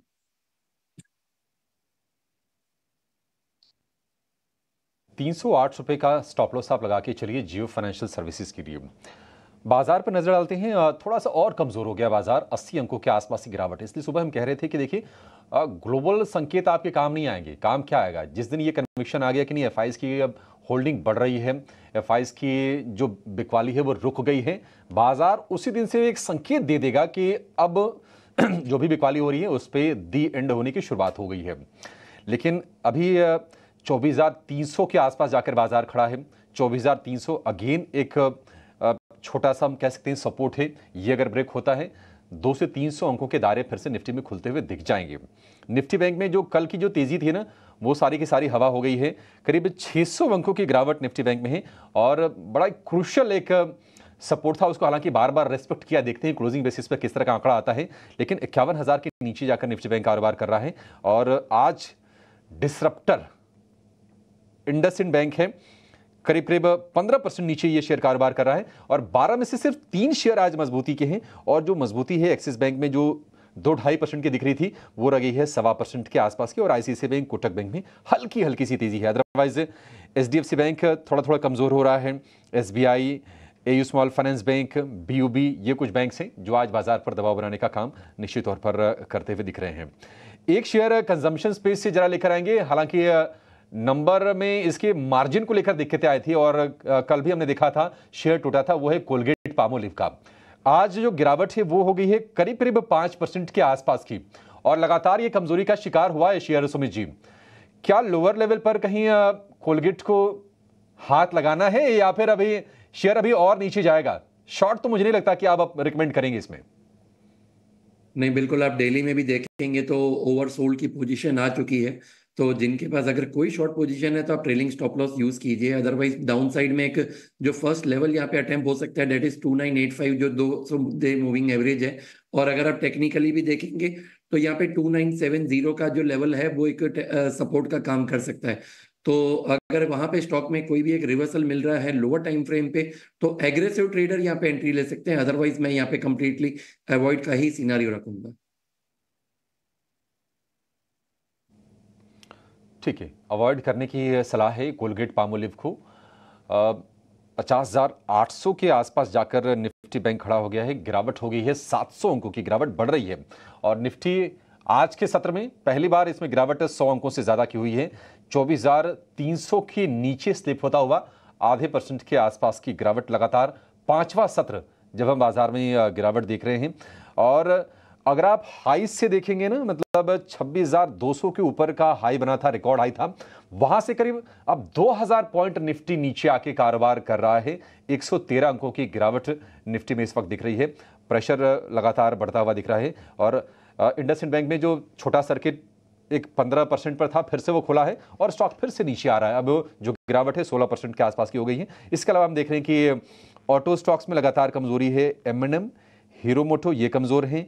दिग्गजों में जो वेटेज के लिहाज से बड़ा क्रूशियल स्टॉक है L&T, आज फिर से हम कमजोरी देख रहे हैं 2% के आसपास। इससे लगातार नरमी इस शेयर में बनी हुई है।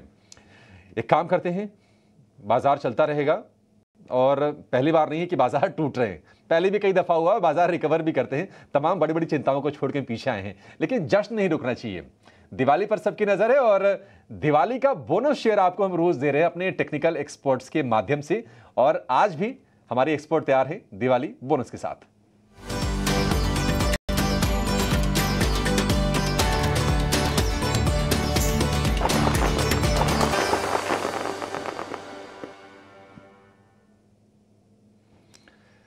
फिनवर्सिफाई की ध्वनि पटेल हैं हमारे साथ दिवाली बोनस पिक देने के लिए। ध्वनि जी, बहुत शुक्रिया आपका समय देने के लिए और आपको दिवाली की एडवांस में अग्रिम बधाई, शुभकामनाएं। बताइए आज का शेयर कौन सा होगा? बाजार का मूड थोड़ा सा कमजोर है।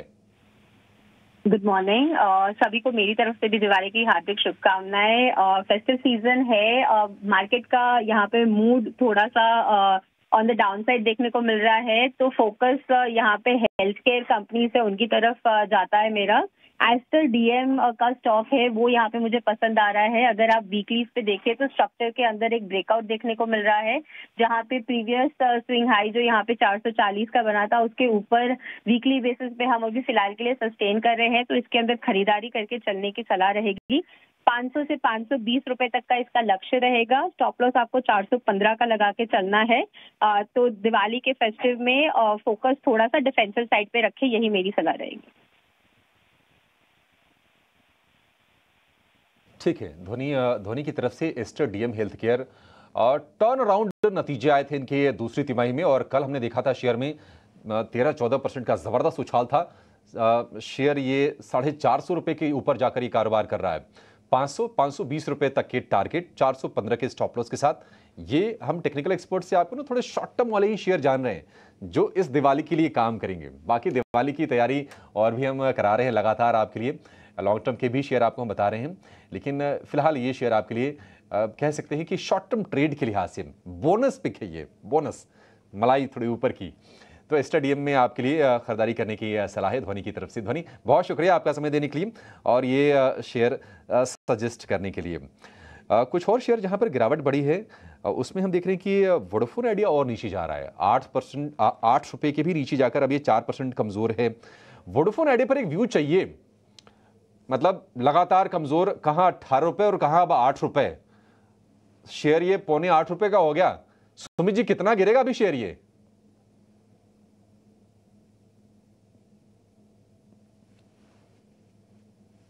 अभिषेक जी, सुमित जी, तो बिल्कुल देखिए काफी अच्छा एक अपना इंपॉर्टेंट लेवल इसने स्टॉक ने ब्रेक किया था, तो वहां से कंटिन्यू डाउन साइड का मोमेंटम स्टार्ट है। अभी भी आप देखेंगे तो जो लेवल अगर सस्टेन करेगा वो है 7.25 का। अगर यहाँ पे 7.25 का सपोर्ट बन रहा है तो फिर ठीक है, अदरवाइज जो प्रीवियस लो थे नियर द लेवल्स ऑफ 6, तो स्टॉक वहां तक भी जा सकता है, लेकिन क्योंकि ओवर सोल्ड कंडीशन में है तो एक बार यहाँ पे रिवर्सल का एक एक्सपेक्टेशन है near the levels of 7.25 to 7.50।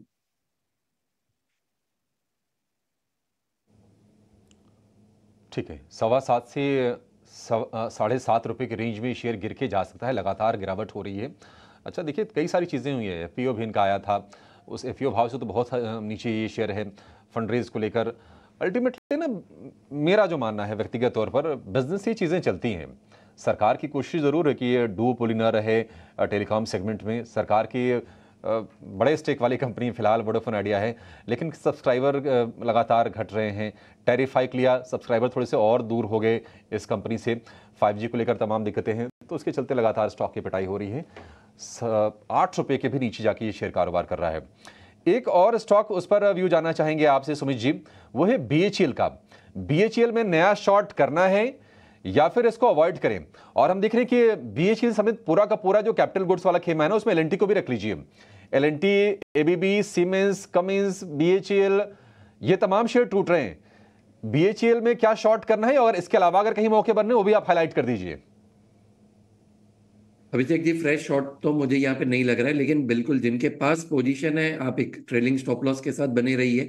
Fresh shorting में क्या होगा कि रिस्क रिवॉर्ड जो रेशियो है वो शायद हमारा मेंटेन ना हो, तो कभी भी स्टॉक में अगर एक पुल बैक आ रहा है तो वहां पे स्टॉप लॉस हिट होने का चांस ज्यादा रहेगा। लेकिन जिनके पास ऑलरेडी होल्डिंग है, आप यहाँ पे एक 224 का एक ट्रेलिंग स्टॉप लॉस मेंटेन कीजिए। हमें लग रहा है कि जिस तरह से यहाँ पे गिरावट और बन रही है, तो पहला जो टारगेट रहेगा वो रहेगा करीबन 211 का। अगर 211 का लेवल ब्रेक हो रहा है तो फिर यहाँ पे 205 की भी लेवल्स दिख सकती है, तो बेटर रहेगा आप अपना ट्रेलिंग स्टॉप लॉस बनाए रखें। ट्रेलिंग स्टॉप लॉस के साथ बीएचईएल में आप बने रह सकते हैं 211। ये नेक्स्ट लेवल है जिसको आपको वॉच आउट करना है। अगर वो लेवल टूटते हैं तो उसके बाद और भी कमज़ोरी गहरा सकती है। पर इस बीच आप देखिए, वोडाफोन आइडिया की तो बात हो ही रही थी, पर इंडस टावर्स में भी काफ़ी कमज़ोरी है, 3% ये भी नीचे है। देवांग, इंडस टावर्स पे एक बार आपकी राय? इंडस टावर की बात करें तो स्टॉक्स में जो ट्रेंड है, ओवरऑल ट्रेंड की बात करें तो ट्रेंड अभी भी नेगेटिव ट्रेंड में स्टॉक्स ट्रेड कर रहा है। स्टॉक ने एक इंपॉर्टेंट सपोर्ट भी ब्रेक किया, तो पॉसिबल है फर्दर और करेक्शन देखने मिल सकता है। 330 तक के लेवल्स देखने मिल सकते हैं स्टॉक में। 347 का रेजिस्टेंस फेस कर रहा है स्टॉक में।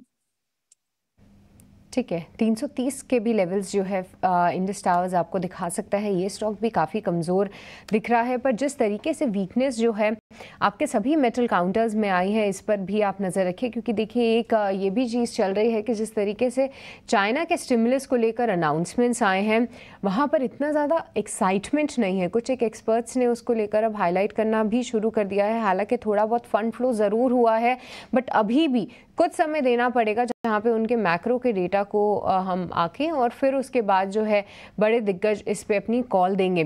पर ऐसे में कुछ मेटल काउंटर्स भी ऊपर से लुढ़कते हुए नज़र आए हैं, जिसमें कि मैं जो ट्रैक कर रही हूँ उसका नाम है वेदांता। कल जो है जाते जाते इसने एक डिसेंट क्लोजिंग ज़रूर दी थी निचले स्तरों से। स्टॉक कल के सत्र में रिकवर भी हुआ था, पर आज 3% की यहाँ पे कमज़ोरी है। एक बार सुमित आपसे समझना चाहेंगे कैसे देख रहे हैं आप वेदांता को, क्योंकि रीसेंट लोस को भी अब ये तोड़ते हुए नीचे निकल रहा है। बिल्कुल सृष्टि जी, आपने जो टेक्निकली भी बात बोली कि जो आप देखेंगे तो पिछले 3 दिन का जो सपोर्ट लेवल बन रहा था, आज वो स्टॉक ब्रेक कर रहा है और काफी अच्छी एक नेगेटिव कैंडल का फॉर्मेशन हो रहा है। तो बिल्कुल एक ये शॉर्टिंग अपॉर्चुनिटी भी है। हमें लग रहा है कि डाउनसाइड पॉसिबिलिटी है टिल द लेवल्स ऑफ 449। तो अगर किसी का इंट्राडे यहाँ पे बना हुआ है पोजीशन, आप 449 पे एक पहला अपना प्रॉफिट बुकिंग देख सकते हैं, या फिर एक ट्रेलिंग स्टॉप लॉस की तरह अब आपका 462 का लेवल काम करेगा। अगर ये 449 का अपना लेवल ब्रेक कर रहा है तो फिर हमें लगता है कि 438 तक की भी लेवल्स यहाँ पे डाउनसाइड में पॉसिबिलिटी है। जी हाँ, देखिए, अगर आप थोड़ा सा एक हफ्ते का चार्ट दिखा पाएंगे तो इसमें हमारे दर्शक भी देख सकते हैं कि वेदांता जो है अपने प्रीवियस रीसेंट जो उनके लोस थे उसको तोड़ता हुआ अब ये स्टॉक जो है नीचे निकल रहा है। 1 वीक का चार्ट अगर हम दिखा पाएँ स्क्रीन पे तो वेदांता का, क्योंकि ये स्टॉक काफ़ी मतलब वॉलेटाइल भी है और आज अन्य मेटल काउंटर्स में भी आप देखिए तो भारी बिकवाली है, जिसमें नाल्को जैसे काउंटर में भी लगभग 6% की गिरावट है। हिंदुस्तान कॉपर 4% कमज़ोर है। हिंदुस्तान जिंक में बिकवाली होती हुई दिख रही है। तो तमाम काउंटर्स पर आप नज़र ज़रूर रखिए।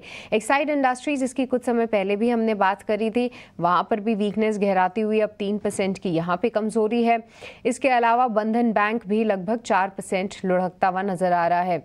ऐसे में बैंकिंग काउंटर्स में अब देखिए धीरे धीरे करके जो प्रेशर है, निफ्टी बैंक 800 पॉइंट की जो है गिरावट दिखा रहा है और निफ्टी 50 में 150 अंकों की कमज़ोरी है। देवांग, आपसे ही समझना चाहेंगे कि लेवल्स अब कौन से वॉच आउट करें, क्योंकि की सपोर्ट लेवल्स को तो एक बड़े मूव से जो है ये मार्केट तोड़ रहा है। 24,300 भी नहीं संभला, उसके भी नीचे अब हम हैं। निफ्टी बैंक भी 51,000 ना होल्ड करके अब उसके नीचे है। कौन से लेवल्स पर अब ध्यान रखें? ओवरऑल बात करें निफ्टी के, यस डेफिनेटली करेक्शन काफी हमें शार्प देखने मिला है। पॉसिबल है यहाँ से 24,100 150 तक के जोन भी देखने मिल सकते हैं निफ्टी फ्यूचर में। तो यहाँ से और भी करेक्शन देखने मिल सकता है। तो ट्रेडर्स को सजेशन रहेगा कि स्टॉक स्पेसिफिक अभी अप्रोच रखें मार्केट में। ऑलराइट, तो 24,100 शायद इन लेवल्स तक भी निफ्टी जा सकता है। यहाँ पर कुछ एक अहम सपोर्ट लेवल्स आते हुए दिखे, पर हाँ निफ्टी बैंक में जो वीकनेस है वो भी काफ़ी गहर आ रही है। आज निफ्टी बैंक में ज़्यादा कमज़ोरी है। इस बीच इंडिया विक्स जो है लगभग 3.5% की तेज़ी दिखा रहा है। पर